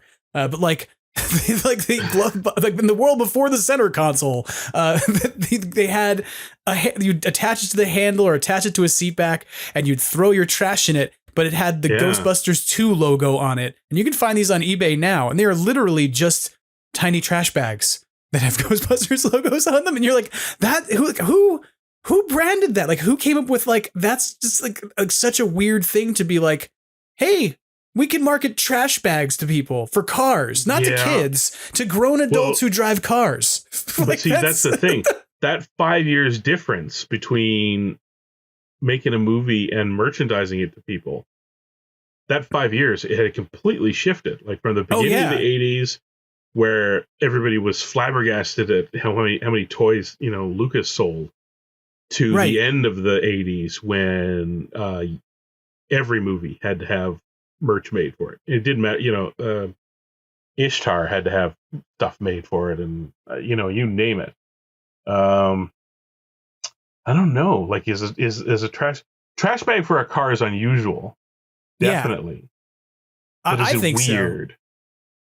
I mean, I think it's kind of weird. I mean, personally, what's weird, what was funny is when this came up when we talked about it in the Discord back then, it was misunderstood by someone as a cat litter bag, which was even more fun, which would have been really great if it was like Ghostbusters themed poop bags, like, which I could totally see somebody doing like the green bags that people buy to go walk their dogs. Like, you could put Slimer on that I wouldn't have raised an eyebrow at. I'd be like, it's green, it's cellophane, it works. Why not? Just shove his face on it. Now they're like spook poops. I don't know. Use that, Ghost Core. You can run with it. Give me a cut. But like, I don't know. Like, like, I guess it just depends on, like I said, what your interpretation of weird would be. Like, another one that came to mind was in the middle of, what was it, 9 or 10 series of Real Ghostbusters? Yeah. figures that Kenner put out, it was like, what was it, the fifth, was, for all intents and purposes, Universal Monsters. But they didn't have the rights to Universal Monsters, so they just called them Monsters. Right. But it was 100% them doing the classic Universal Monsters. And that one's weird because that's all they put out. It wasn't like there was like Van Helsing Egon or something like that to go with it, which would be cool. That would be cool. Series was nothing but, and I like I said, I guess somebody sat down somewhere instead, looked, you know, because by that point the cartoon had been running for a while. They fought vampires, they fought werewolves, all the classic monsters they'd run into at least once sooner or later. So, you know, and the people making the toys were probably like, look, the Ghostbusters can fight anything. It doesn't have to be just weird ghosts and all that. So why not put out the classic ones? I don't know if there was like a reach out to Universal saying how much to license it. You want how much? Then no way in hell. But guess what? It's public domain, so we'll make our own versions or whatever. But it just seemed really weird to put out maybe a series a year. So 1 year, they're like, here you go. Come get your Universal Monsters. And kids universally went, huh? I don't know. So that one struck me as weird. But then it's not that the toys are weird. It's just their existence is kind of weird. Right. Yeah. And that's like, I was trying to think about this too, because I posed this question to you of like, what are the weirdest products? Like when we were talking about earlier in the week. And then I was like, I began looking at Ghostbusters products in my own collection. I went to eBay and was like, I want to go see what's out there that I haven't thought of in a while. Yeah. And I realized how much of it I accept as just commonplace that like doesn't look a Ghostbusters soap dish in the shape of the Ecto-1. Well, that's kind of weird, but not really. It's a thing when you have when you're a kid. And so there's a whole bunch of stuff like that. But then there's things like I started thinking about more contemporary things like I own these, like the Fun Edibles line of figures, right? It's like these are vinyl figures where one of them is Jell-O mold Slimer and the other one is like Pizza Venkman, a slice of pizza dressed as a Ghostbuster. And you're like, okay. And then you go and look, well, was there a lot of this Fun Edibles line? Like, no, not really. There was just like 3 figures, just randomly they had a Ghostbusters license. So they did a few. And it's like, those are some of the weirdest things I think to me at this point. Another one is like the Tubbs ducks. Like, the ducks, they're just like rubber ducks that are dressed as Ghostbusters. And I go, yeah, that's weird. To me, I don't know. And then somebody else, I'm sure it's very cool because they're into vinyl collecting, but I just still view that as like a very weird or strange mashup of stuff like rubber ducks and Ghostbusters, you know? We are living in the era of mashup though. Like, as strange as the end result might be, the concept of crossing over 2 properties to appeal to 2 different groups is definitely part of the marketing playbook now. So is it those Domo? That weird little, I don't know what the hell he is. Is he a fudge bar with teeth or whatever? Like he's that little Japanese. Oh yeah. What is that? Domo. Yeah. Domo. And they did a line of those. And actually, I don't even think it was just some other company or the people who owned Domo. If I recall correctly, was it Funko that said, "Can we do Ghostbusters and Domo together?" Like it was right. Okay. Like those are weird to me, but again, I understand that we're living in an era where mashing stuff up there's been a lot, like the ducks, the rubber duck meets Ghostbusters makes a certain amount of sense to a certain degree. Just because the era we're in, like 20 years ago, people might have been, I don't know why, I don't understand, but these days everybody's like, oh yeah, cool. Well, it's kind of like duck. Pop cultural post-structuralism. Just like you can take anything you want and put it together at this point. Well, and it's just kind of strange, but well, it's an understood money generating device now. Where so, for example, I own the Corningware like coffee mug, Ghostbusters coffee mug, which again, because at the time in the early 80s, anything with Ghostbusters merchandise on it was an afterthought. Anchor Hawking put together, one of their classic mugs, pure white Corningware, with the Ghostbusters logo on it, and sold it. Mm-hmm. And that was not done because people thought Corningware was, cool or anything. It was just ubiquitous, which meant it was in every store everywhere, and you could get your Right. and Ghostbusters everywhere. So yeah, but it accidentally kind of hit on the formula that we're talking about now with, like, the Tubbs duck, which is these days, if you want to get that mug, do you have $500 on you? Because you are now fighting Ghostbusters collectors and Corningware collectors to get your hand on this mug. And see, also the Starbucks cup, like that's of right now too, right? Like that's a good example of that. Of like people are like, why is this such a big deal? And it's like because it's a big deal to Starbucks cup collectors, like independent of us. We are just a microcosm, a little fragment of that. That's a much bigger group of even a cup legit collectors. Crossover either. It just it's just them doing Halloween. They're like, what's Halloween? And the funny part is, full credit to Ghostbusters. The only reason that somebody sat down and said slime is a Halloween thing is because of Ghostbusters. Oh yeah, slime was not a Halloween thing prior to 1984. No. Even though ghosts, if you read ghost books and all that, the idea of ectoplasm and all that was there. It was not part of Halloween. If all the Disney cartoons where they encountered ghosts, you just passed through the ghosts. There was no physicality to them. There was no residue, no nothing. So, in a strange way, it is a Ghostbusters crossover with Starbucks because the only reason they're associating green slime with Halloween is Ghostbusters. But it's funny.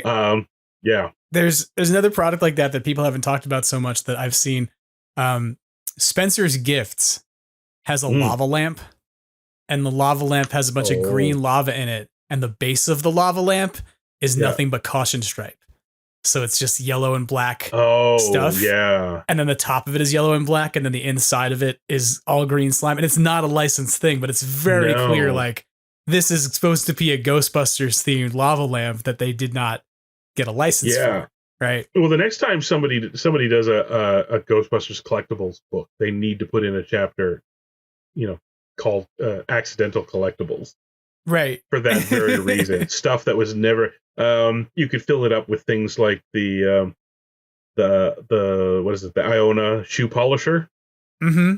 Those things were maybe supposed to have like a vintage appliance collector, retro appliance collector cachet, and that was it. Right. Until the props guys turned it into a PK meter, and now 90-year-old men have to fist fight 25-year-olds to get their hands on it on eBay for tons of money. The sniffer, the gas sniffers, nobody needs those gas sniffers anymore. Chromatograph equipment has come so much further than that. But those old ones now are, and I see them talking on GB Fans, like when they identified that the heart monitor that the moving guys wheel out of their university. The orange thing. Because there was years of, what is it? And then the minute they figured it out, I gotta have one. And I'm pretty sure last time I checked, there's at least 2 or 3 people in the broader Ghostbusters community that have one and are proud of it and could never explain it to anybody else. Come on down to my den. I got my posters. I got my Ghostbusters posters. And got my stuff. And I got my heart monitor. And people are like, you have gone all around the bend, my friend. Like, what? Yeah. And that's a completely different level of, like, that's not officially licensed merchandise. It's just the thing that people began collecting because it was in the movie, right? Like accidental collecting. It's just, What if they did that? What if they went out and, like, the Ghost Corps began, like, buying up vintage stuff that was, like, copies of the stuff they were in the movie, and people were like, oh, they're going to use it in the movie. And instead they were like, nope, we're putting out a limited number. Like, we're putting out 10 heart monitors, all officially branded. They all have a plaque on the side. They're signed by Dan Aykroyd. Right? Like, that's the official heart monitor from Ghostbusters. Like, well, the big question in this movie is this the movie that lays the foundation for a new car? Yes. Or is just this the point where all future examples of the Ecto will either be a mocked up fiberglass body for close-up shot, and then the computer generated one on the stunt rig car. Right. Because that's saw one in a movie recently, actually. They had to do a chase scene, but it was like a Prime movie, so it didn't have a lot of money behind it, but they wanted to do... Gotcha. It was a Guy Ritchie movie shot specifically for Prime, but he did not have Guy Ritchie Hollywood money behind it. So he had to do a car chase with a classic car, which they could not afford to get a real one to chase around. They rented one for some shots in the garage, and then it went away, and it was 100% a CGI car driving around. And I wonder sometimes whether they'll try to introduce us to a replacement vehicle, or are we going to stick to the Ecto? Because you have to imagine that in another 20 years, the Ectomobile is going to read like a completely unwieldy vehicle for Ghostbusters to run around in. I mean, I've said this, like, look, at a non-narrative canon level. Yeah. We can definitely talk about the Ecto one for a bit. We've gone off the rails a bit, but bear with us, everybody. It's called a podcast. That's what this does. That's right. The Ecto one, to me, I've said for a while that I was ready for something new, and my rationale in narrative was like, you can only maintain this car for so long, because where would they be getting the parts? Nobody in the real world can get glass for the Ecto one if it breaks, and if you're like busting ghosts and driving around like crazy, and you're gonna do some damage to your car, you're gonna have to repair it.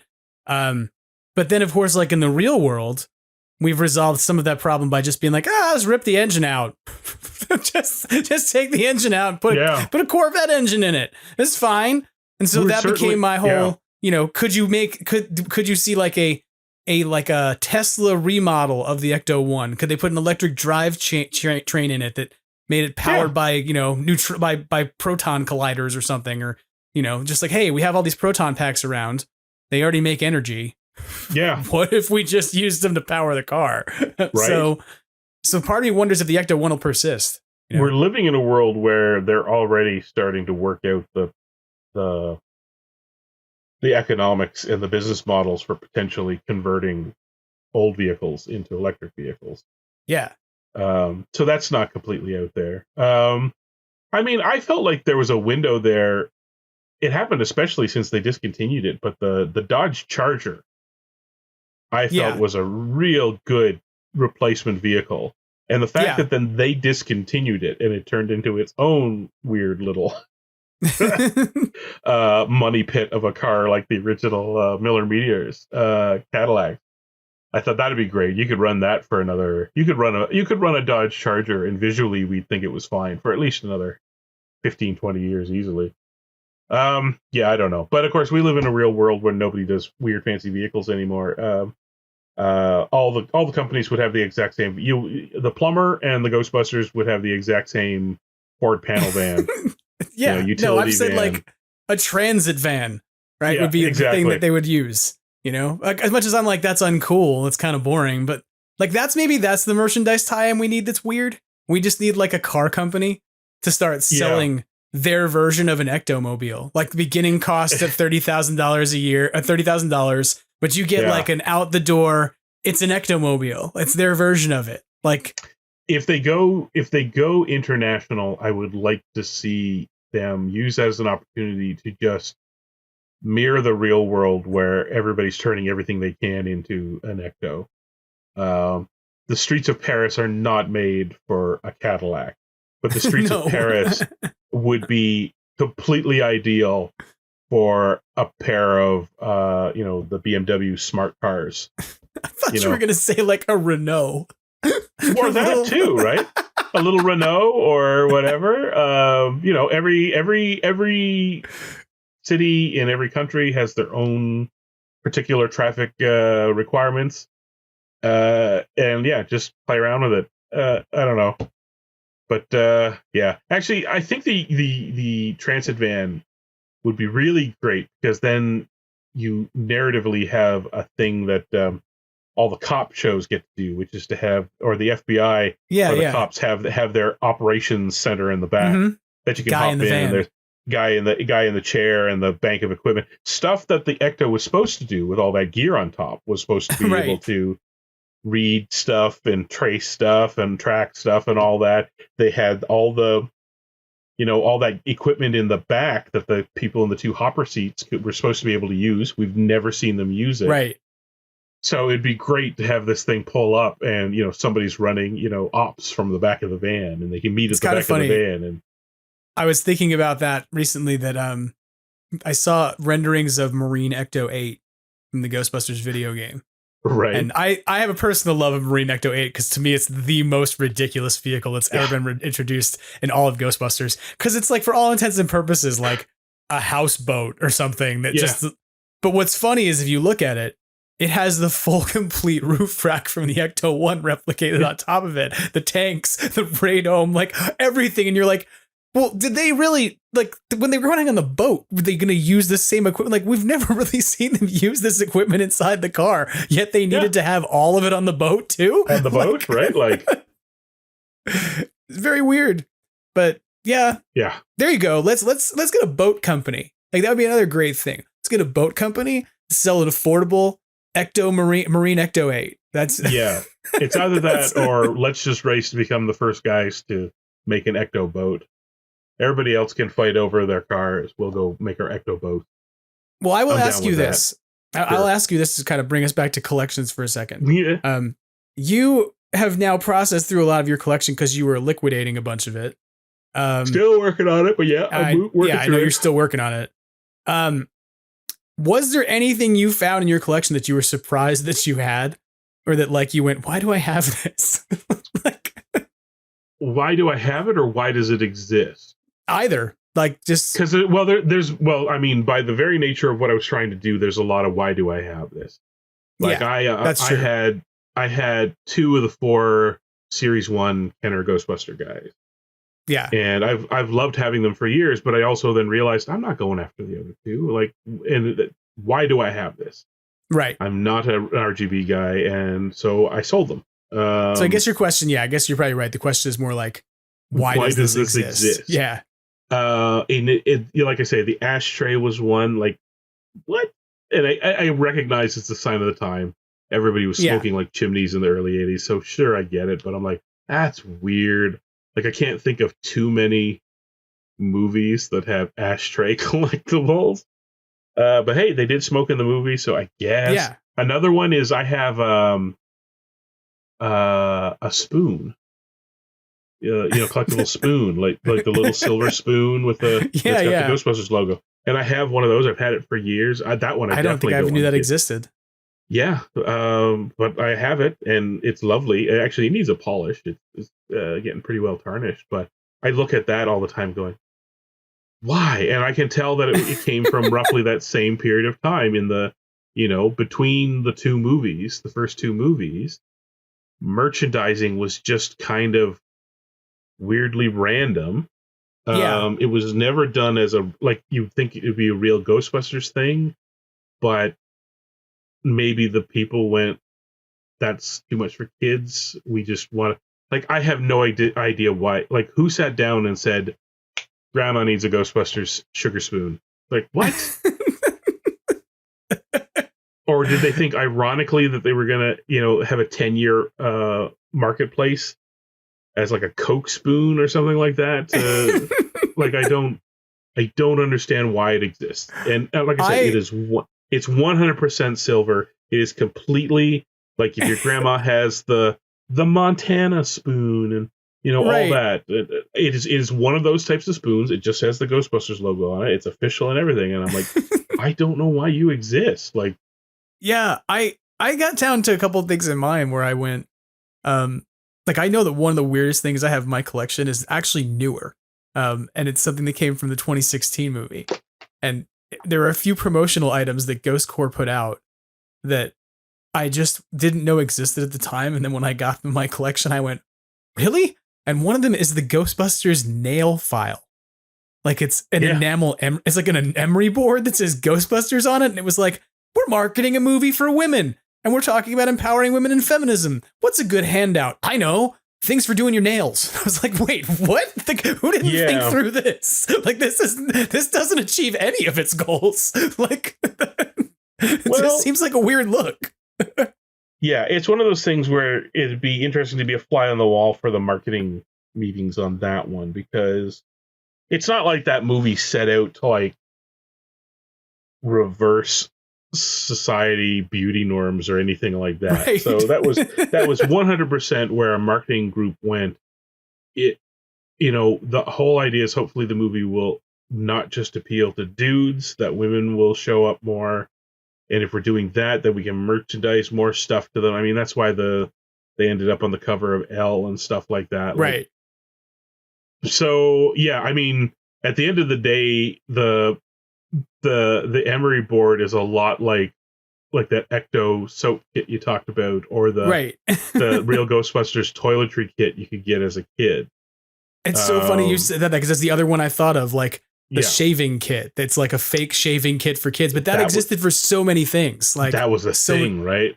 Yes. Like, and that's the other thing. Like, a lot of it is also age based too, right? Like, or era based. So we're sitting here now going, like, for the ashtray, I'm going, the ashtray is weird. Although, in '84, it wasn't as weird because smoking was all over the smoking place. was real. Yeah, you would go to theme parks in '84 and go to like a Six Flags. Yeah. And that was a thing, like at the, oh, what are you going to get? Oh, I'm going to get my T-shirt and also my Six Flags ashtray with all of the Looney Tunes characters on it. Okay, cool. Yeah, sounds precisely.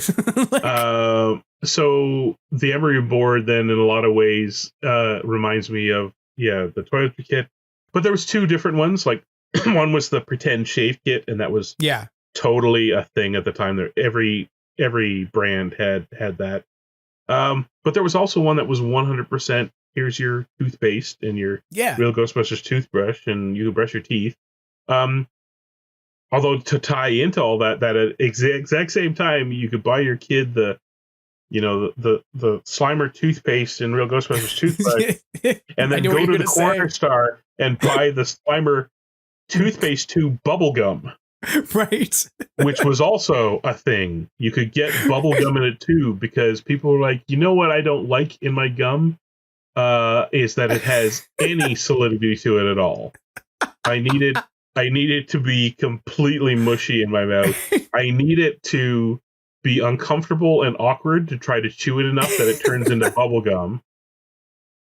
And I need it so that in order to get that consistency, if it is left on the shelf for more than 3 weeks, it will start to separate into its base part.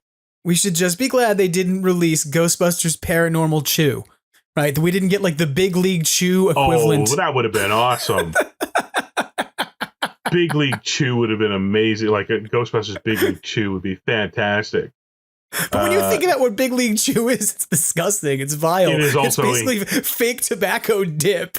Like, that's what it is. Actually, it's an awesome gum. And then and you stop and think about it. It's like, we got rid of candy cigarettes years ago, but you can still buy yourself some Big League Chew. Precisely. I was explaining to one of my nieces, that you could get pretend cigarettes as a kid in 3 different forms. You could either get the Popeye candy stick. Yeah. They call them candy sticks. It actually came up because she got, like, I think it may have even been in the wake of Halloween. Because I know to this day you can still get the little tiny cardboard boxes of Popeye candy stick with like a couple of sticks inside it for Halloween. And she was like, "Why is it red on one end?" It was like, "Oh, that was the lit end of your cigarette." And she was like, "What?" And I'm like, "Yeah, all they had to do is change the name was to candy sticks instead of candy cigarettes." Then, but they never stopped. It's not, and the weird part is they never stopped dipping it in the red dye. Right. You think they could have cut that out and went. Save some money there. You could get that. You could get the bubblegum cigars, like a full-blown size, just chunk of bubblegum, but it was 100% shaped like a cigar, complete with the little paper band around it. And then you could get yourself the box of gum sticks wrapped in paper with a little bit of cornstarch.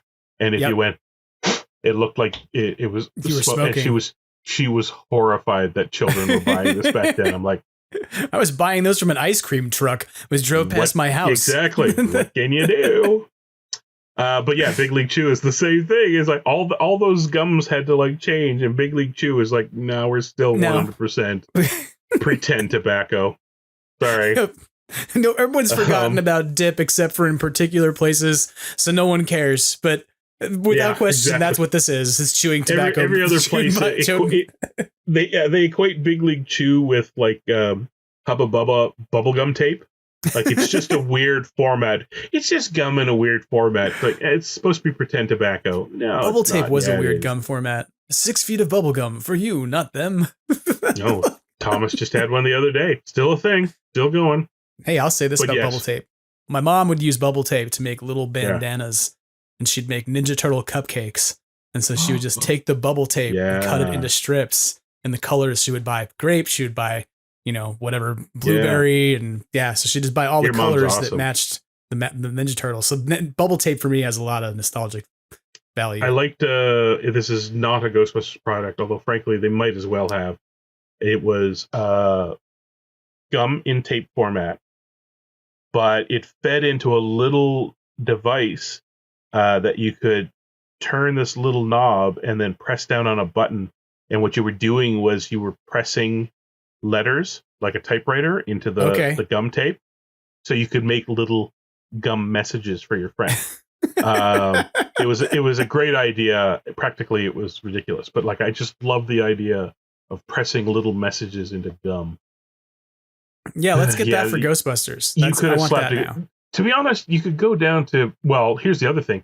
There's the little candy, or not candy, but little plastic toilet bowls with the candy powder in it and the plunger lollipop. In a world with the real Ghostbusters fighting a haunted toilet, that one should have been made. The haunted toilet as a candy thing, that should have been done easily. Yeah, that would have been good.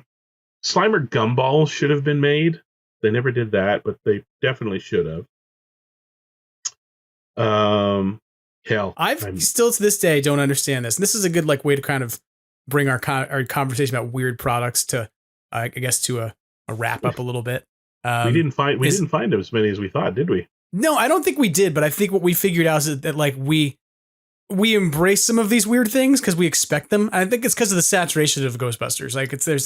It's been put on everything. I mean, it's been put on literally everything that you could buy. Even if you wanted to buy, just to do the weirdest things, to me in the end were things that were incredibly high end.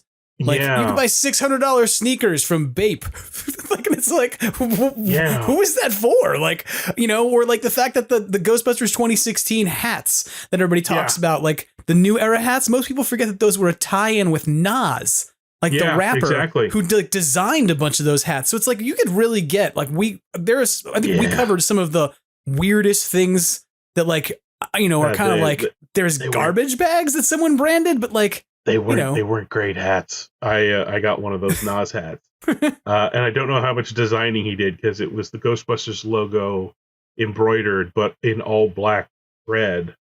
Yeah, and then on a black hat. A fantastic hat, but it got all sweaty one day, so I put it in the hat thing and threw it in the wash. And that's where I found out that instead of shelling out for a heavy duty cardboard or a plastic rim, he had a really crappy. So I came out and it was just sort of burp. Yeah. I looked like Gomer Pyle, United States Marine Corps, when I put it on. That hat is coveted though, because that is Uncle Dan's hat. Because that's the hat that Dan Aykroyd wore for a real long time when he was talking about Ghostbusters stuff, the black on black hat. It was a great hat. So it looks great. I have one, and I've had several people try to offer me money for it because they're like, I need Uncle Dan's hat. But I had the one that was tan and that had the fake leather brim and had Venkman on this, it was called the side patcher, and I brought it to FanFest and put it in my bag, and that destroyed it. The brim just completely being in a backpack with other items. Just tore and ripped. So you're not wrong. They were not well made. I put it somewhere here in my office, but the hat was useless, so I carefully cut off the embroidered logo. Yeah. And my dream is someday I'm going to just find a nice black cap. I'm just going to stick it back on. So that's all I need. This is the question then. Sure. Given everything you've liquidated so far, given everything that you've already gotten rid of, is there anything left? Is there anything you still don't have? I don't mean anything. Is there anything left in your collection to get rid of? I mean, is there anything that you don't have that you still think that you need? Is there something that has not been produced? I know everybody knows this. One of mine is the Ecto One, but everybody knows that I want an Ecto One and 112 size because I talk about it repeatedly and it's never been done. But like leaving that aside, and the other one I'll put aside that I've talked about a bunch, and I really do want, if anybody from Fun Costumes is listening, I literally put this in your CEO's comments like the other day when he said, what do people want from Ghostbusters? Here's what you should be making, Fun Costumes. I need a set of mini puffed lawn gnomes. I need to buy them in bulk, and I need to put them all over my yard. Why haven't you made this yet? So not those two things, because I already said those. I'm down with that. Mini puff lawn gnomes would be fantastic. That'd be awesome, right? Like that would be just great. Fantastic. And it's a given. Like, I mean, we live in a world where people are making unlicensed like Star Trek lawn gnomes and stuff like that. Yeah. So I have those. Licensed Ghostbusters ones could be a given. Actually, yeah. 100%. Yeah. Even lawn gnomes wearing proton packs would be okay, but I want mini puffs. You should be able to get the mini puffs, and you should be able to get little garden gnomes dressed up as Ghostbusters to go fight them. That would be And then one that's actually injection mold tempered glass. So instead of a little concrete painted gnome, you can have a little ghost. Or something see through clear. That would be awesome. And you can put a little light underneath him. Like one of those little, the little solar lights that you use to spotlight things. Yeah. You could stick it underneath him and he would glow. That would be awesome. See, Fun Costumes, if you're listeing, you make products. You have a license. Make those. Stuff that, boy. I don't know. I mean, remember my head shifted over the last few years to, and I'm still debating a couple of it. So, my walls now, I have the Ecto display, I have the Stay Puft display, and I have the Slimer display. And then I realized I have quite a bit of either little object collections. So I have a lot of records. I have a lot of Ghostbusters vinyl. And I love those, but I'm also, and like some of them are just great, but at the same time, I'm like, am I a vinyl guy? Am I supposed to be chasing down the stuff I don't have?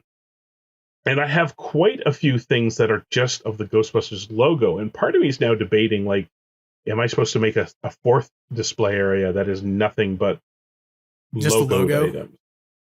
And that one I'm debating about quite a bit too. I don't know. But given that I have all that stuff, it feels like, like I have a box of caffeinated, it doesn't have the marshmallows in it anymore, but remember the caffeinated Stay Puft. Yeah.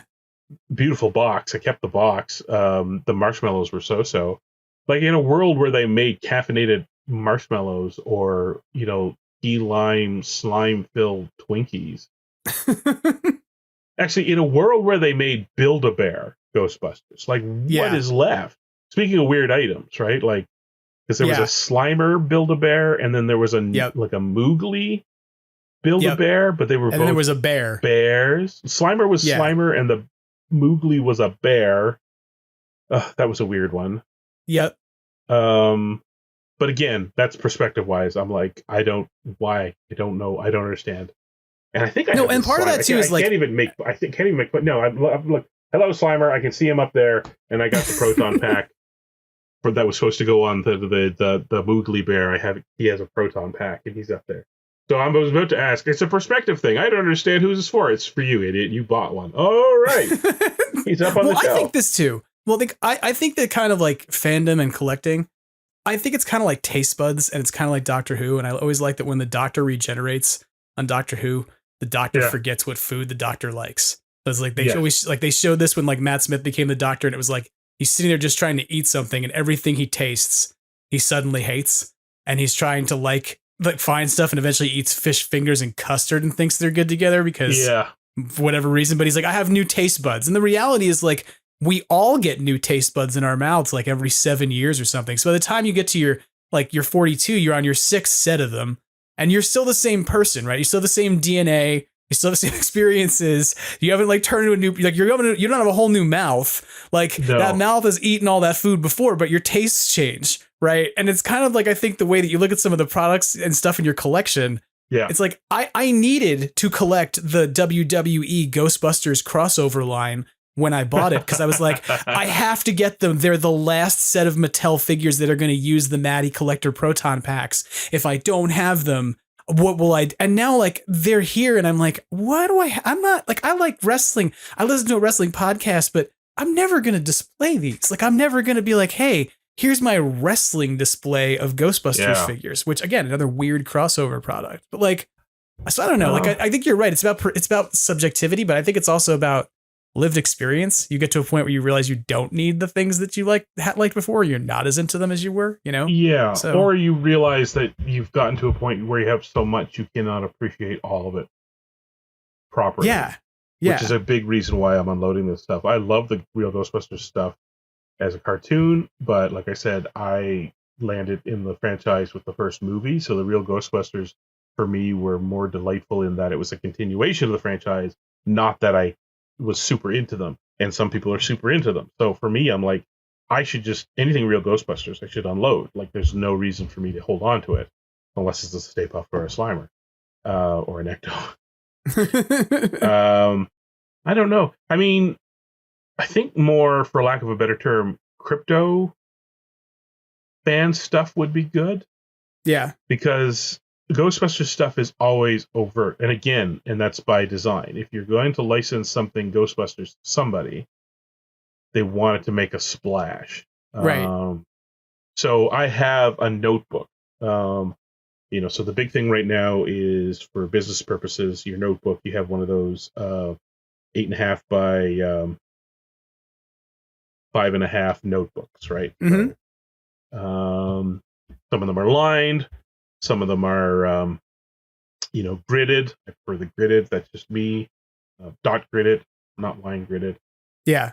That's just me. I haven't opened it up, and I don't want to open it up because I can't see me using it for business purposes. What I end up getting is I just go to the stationery store, and I get myself a proper business one with a blank cover, a black or whatever. Currently, I have a red one. That was my concession to Ghostbusters, was they don't make a green slime green one, so I took the red one. But the one before that, or maybe the one before that, was I found it in a discount at the big box bookstore. We have you have Barnes and Nobles, we have Chapters Indigo, and in a discount bin or whatever. I pulled it out, and it was a Hunger Games. It was a district branded, and it was like a, the thin pressed leather, so patented leather or whatever the hell you want to call it, with the embossed district logo on it. Right. So there was no coloring, there was no labeling, there was no logoing. It didn't say Hunger Games on it in big words. Right. It just had the district number stamped into it. And I think that may be why it was in the discount thing, because it didn't say Hunger Games, nobody knew what the hell it was.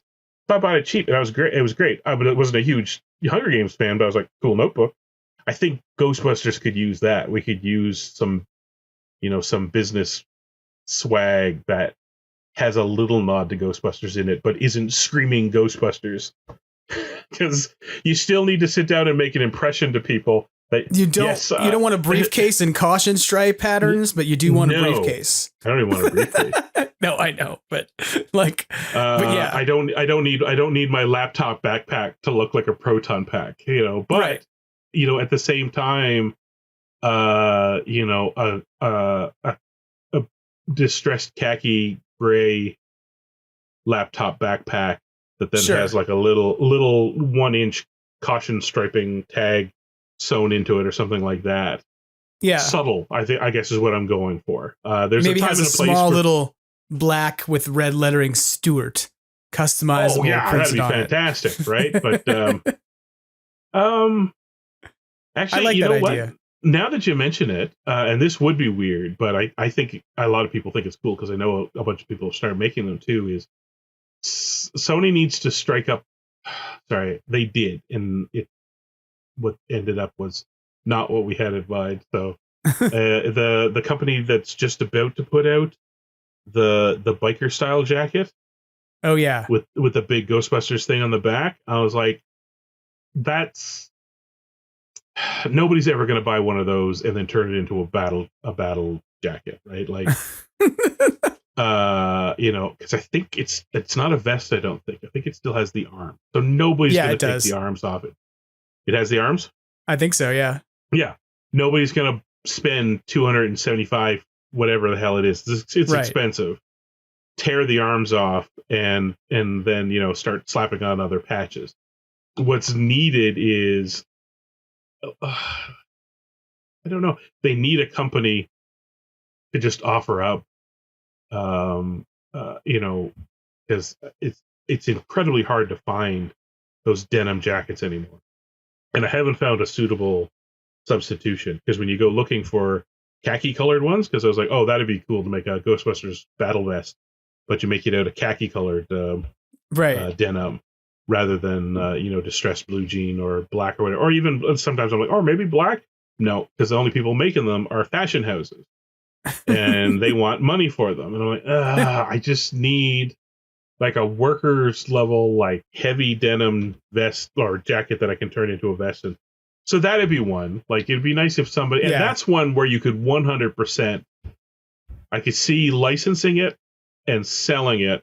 Yeah. And it comes with the patch, the name patch is empty, but they put the patch, the black patch, right there, ready to go.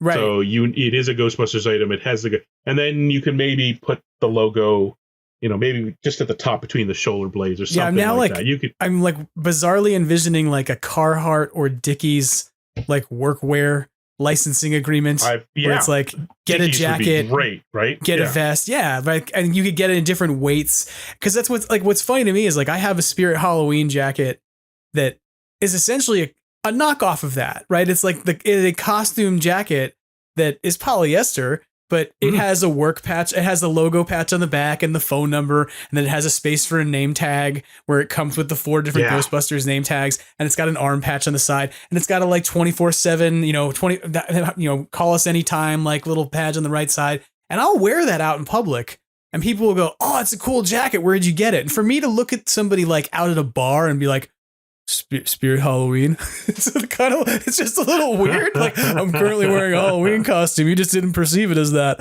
And so like if you can do like high-end fashion denim, because there is, I can't remember who it is, there's a company that does a whole line of like Ghostbusters denim jeans and jackets that are like $175 or something. There's the Bull Airs jacket that's out too, that's like covered in patches, but like the denim stuff, I don't remember what the name of that company is, and I know it's not Naked and Afraid. I know that's a show on Discovery Channel, but I feel like something Naked like is in their name or something.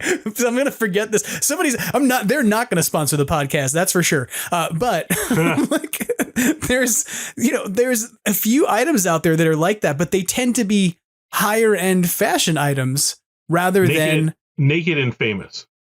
There we go. So not Naked and Afraid, just naked and confident and famous. It's the Ghostbusters capsule collection. Well, I don't know here. So Naked and Famous, jeans. And there's nothing particular. They've got a Naked and Famous with real Ghostbusters. So where the Levi's, that little leather name patch on the belt loop. They have Naked and Famous ones with various art. One's a real Ghostbusters jean. Another is like an illustrated Slimer, but it is not real Ghostbusters. And they have like a little Moogly on them somewhere. But like, to me, that is not, but that doesn't speak to me. Like, to me, I'm like, I don't want to spend a lot of money on a pair of jeans, but if you asked me to spend like $75-$80 on like a work jacket that already had good patches on it, I'd probably buy that. Yeah. Well, they have 2 club jackets, denim club jackets. One has the logo on the back. I ain't afraid of no ghost. Yep. And then the giant logo, which is cool. But again, nobody's going to buy that and then take the arms off it. And then the other one has that Slimer and the weird Slimer and a hot dog illustration one that's on there. Yep. Oh. Yeah, I'm looking at that now too.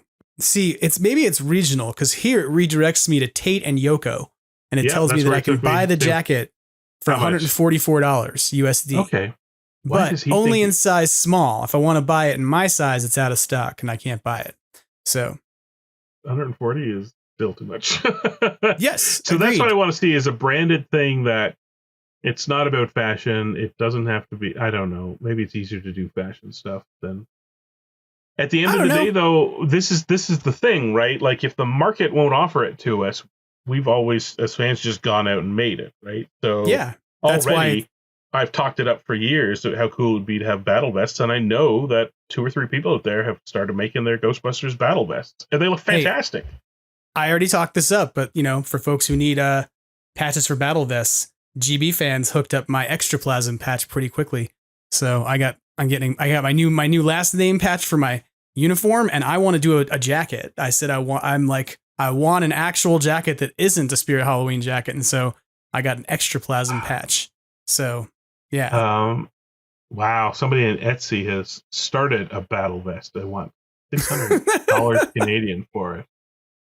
Holy cow. Well, now we found what you need. That's the thing you clearly need now, is not just a vest, but a battle 100%, vest. I think I need to follow through on this thing, because the thing about a battle vest too, and I think this is why the Ghostbusters community really needs it, is we all know we're Ghostbusters fans, and that's the root of these battle vests, is that it starts with Ghostbusters, but we can put whatever we want on it. Like, I have Buckaroo Banzai Blue Blazer regular patches that I want to slap on it as well, right? Like, I want to fly my other Ghostbusters, not Ghostbusters, my other fandom freak flags as well on this thing, right? And I also kind of want to problem solve how to make a really cool big ass patch on the back, and what would it be, right? Like, there's the thing, that guy that did that illustration, and I think some shirts got made, but the Stay Puffed skeleton that was done like tattoo style. Yep. The fact that that's not even not that you can't even get it as like a silkscreen patch with the embroidered edges affixed to a vest. Like, the fact that you cannot buy that boggles my mind, because that thing was 100% made to be on the back of a denim vest. I'll tell you one piece of merchandise I know that I definitely need. Okay. I need a new Cross Rip t-shirt. So when will the Cross Rip merch store be reopening? I don't know. I'll talk to Troy about that, actually. Maybe it's time we'll figure out another one and put it out there. You know what? I just thought of the one product, because I actually talked to some people about it. And then because I just talk a lot of hot air sometimes and nobody listens to me, months later, Marvel jumped on the bandwagon. But I remember at a time saying, so there's an app you can get called Run Zombies. Okay. And what it is it's an interactive audio narrative app that's tied into the iPhone's map ability. So what it is for runners to go out running, but the initial premise is it's a zombie apocalypse and you're running for your life, sort of thing. And it'll do things like, oh, there's a zombie swarm coming, turn left up here. So you turn left and you run a different way. And they're like, if you can get to here, I'll give you this thing. And so it's an interactive audio radio play while you run. And I said, can you imagine doing that? But you're on the radio talking, like you're chasing ghosts. You're a Ghostbusters chasing ghosts. And on the radio, you're talking to Winston and Ray, right? Like, and we actually have Dan Aykroyd and Ernie Hudson on there doing their little narrative bits. And if you can get to this location, you can pick up a PK meter, all that sort of thing. Everybody's like, yeah, that'd be great. Bzz. Now, if you go to that app, you can buy DLC with Marvel, and you can go on this little Marvel superhero convention. That's what I want. I would like to see one of those. Thing.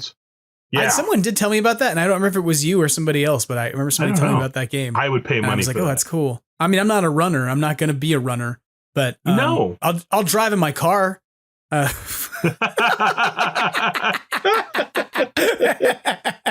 Just put it on the car on the Bluetooth. Wow! Like, yeah, Cadet, if you can get to 5th Street by today, we'll give you a PKE meter. And I'm just like driving down the street. There you go. Like, I'm gonna stop and get a Slurpee on the way.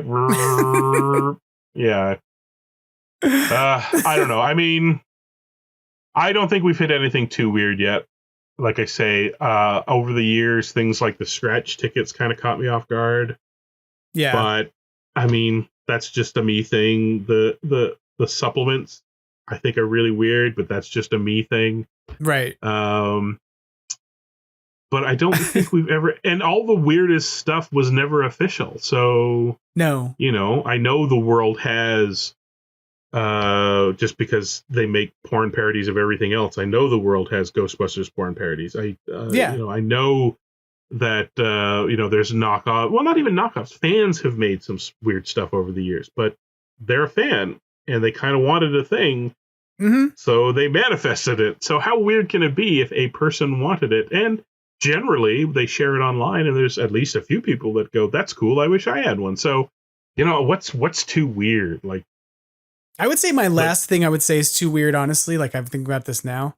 There is a line, it's an unlicensed line of Ghostbusters handguns that are right, very weird. But again, that's not licensed. It's not something that the Ghost Corps was like, yeah, let's make a bunch of Glocks. Like, it was not something that they thought of. It was that somebody was like, we already sell guns. How could we sell them to a Venn diagram of people who like pop culture and guns?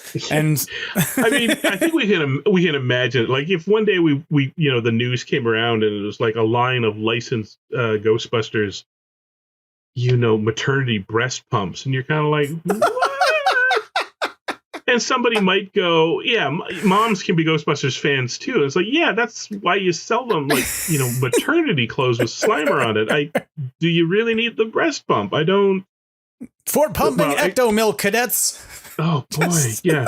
Like Cialis gets a license to make we used to sell little blue pills. Now you can buy little green pills. Yeah. Oh boy. They're Muncher themed. Oh god. Yeah, so you can still they come in original blue with the little printed Muncher face on it, or Slimer green with a little Slimer face. Oh boy. I don't know.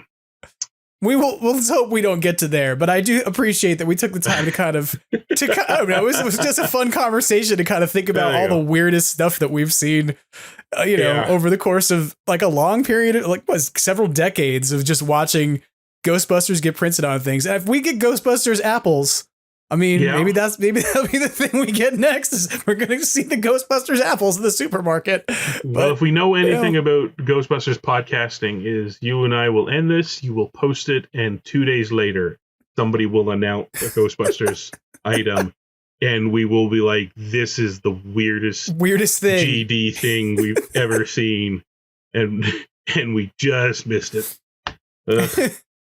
Well, before we wrap up, is there anything else you want to add about the new movie, about the cross rip, anything you want to talk about to sort of wrap this up? That we haven't covered? Not really. I mean, the cross rip, the Halloween mix will be coming out soon, and Troy and I are talking about finding another time to, the Toy Fair is just going on or just ending. I think it's this weekend it ends, isn't it? It started last week. It goes through to today, I think. I think so. I don't know. Is it a week long or is it just a weekend? I wasn't sure. I don't know. And there's been a couple of posts about, the Stay Puffs were there, or the Mini Puffs were there, but I haven't heard too much coming out of it. But, we're still in kind of a lull. The push of the movie back into the next year, I mean, that's ultimately what it'll come down to, is Troy and I are not in a rush. We'll give it a bit more breathing space. And then when we have time, we'll kind of catch up on all the news and, what's coming up next year. And yeah, not really a lot of anything. Cool. Well, people should definitely check out your Halloween episode for sure, because that's always fun. Well, I keep swearing that one of these years I'm going to go back through the old ones and maybe build one giant mega mix. I don't know if that's this year. I don't think so. If you do that, the place to do it, that seems to be the place to do it these days, is you just do that on YouTube.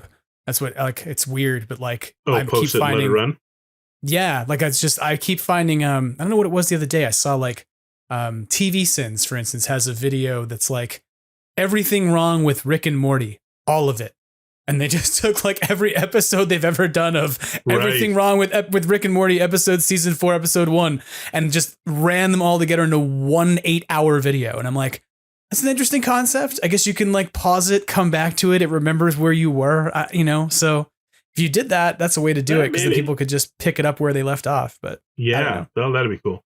But I think this is my 7th or 8th maybe. So I'll get the regular episode out, and maybe I'll make that throughout the coming year. I'll start hammering out a mega mix out of it.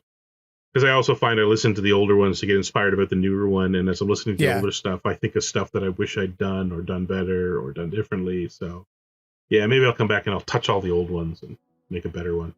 Well, it is a definitive part of my Halloween season every year, Good. so I'm glad you're still I'm doing glad you it. like it. So, I too. And I like you. Keep doing it. Even if it's just for you, I'll keep doing it. You Thank can be the last person, and I'll still make it for you and for me. That's very touching. I appreciate that.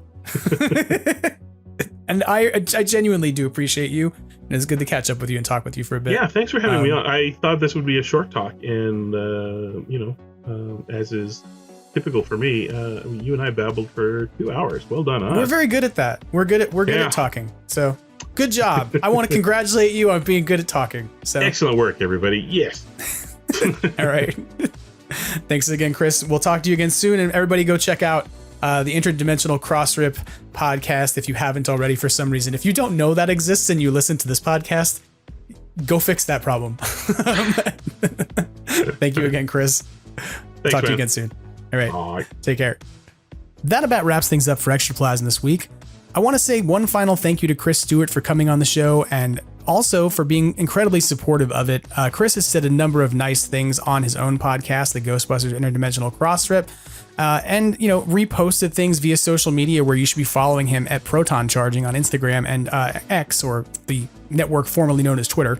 But to be serious, it's kind of nice to have the folks who inspired you to begin your own podcast feel that you're doing a good enough job to not only come on as guests, but then also tell other people to check it out and listen to the episodes where they were guests, or the other ones too. So thank you, Chris, for all the support. I also want to say thank you, as usual, to Brendan Pearce of Badoochi Studios, who provides our logo and the visual identity for the podcast. It would look a hell of a lot worse if it wasn't for the awesomeness that is Brendan. And I want to say thank you to vaporwave artist MAGNAVOX, who provides the theme song every week, and of course to you for listening. This podcast would have no reason to exist if folks out there were not listening to it, and it would be a hell of a lot more boring if I didn't get to interact with many of you on a regular basis. So if you have something to share, and I'm ready to believe you do, you can of course reach out to me at extraplasmpodcast@gmail.com, or you can of course reach the podcast at Extraplasm on Instagram, Extraplasm on X, and Extraplasm Podcast on Facebook, and now also on YouTube. If you are looking for the podcast on YouTube Music, it's not there yet, but it will be soon. In the meantime, you can find it on the channel. Just go look for Extraplasm in your search bar on YouTube, and you can like and subscribe and ring the bell and do all the things that YouTube people do. But until next week, I just want to remind you the same thing that Ernie Hudson reminds us every week. Try to have fun, and always keep on busting. Take care.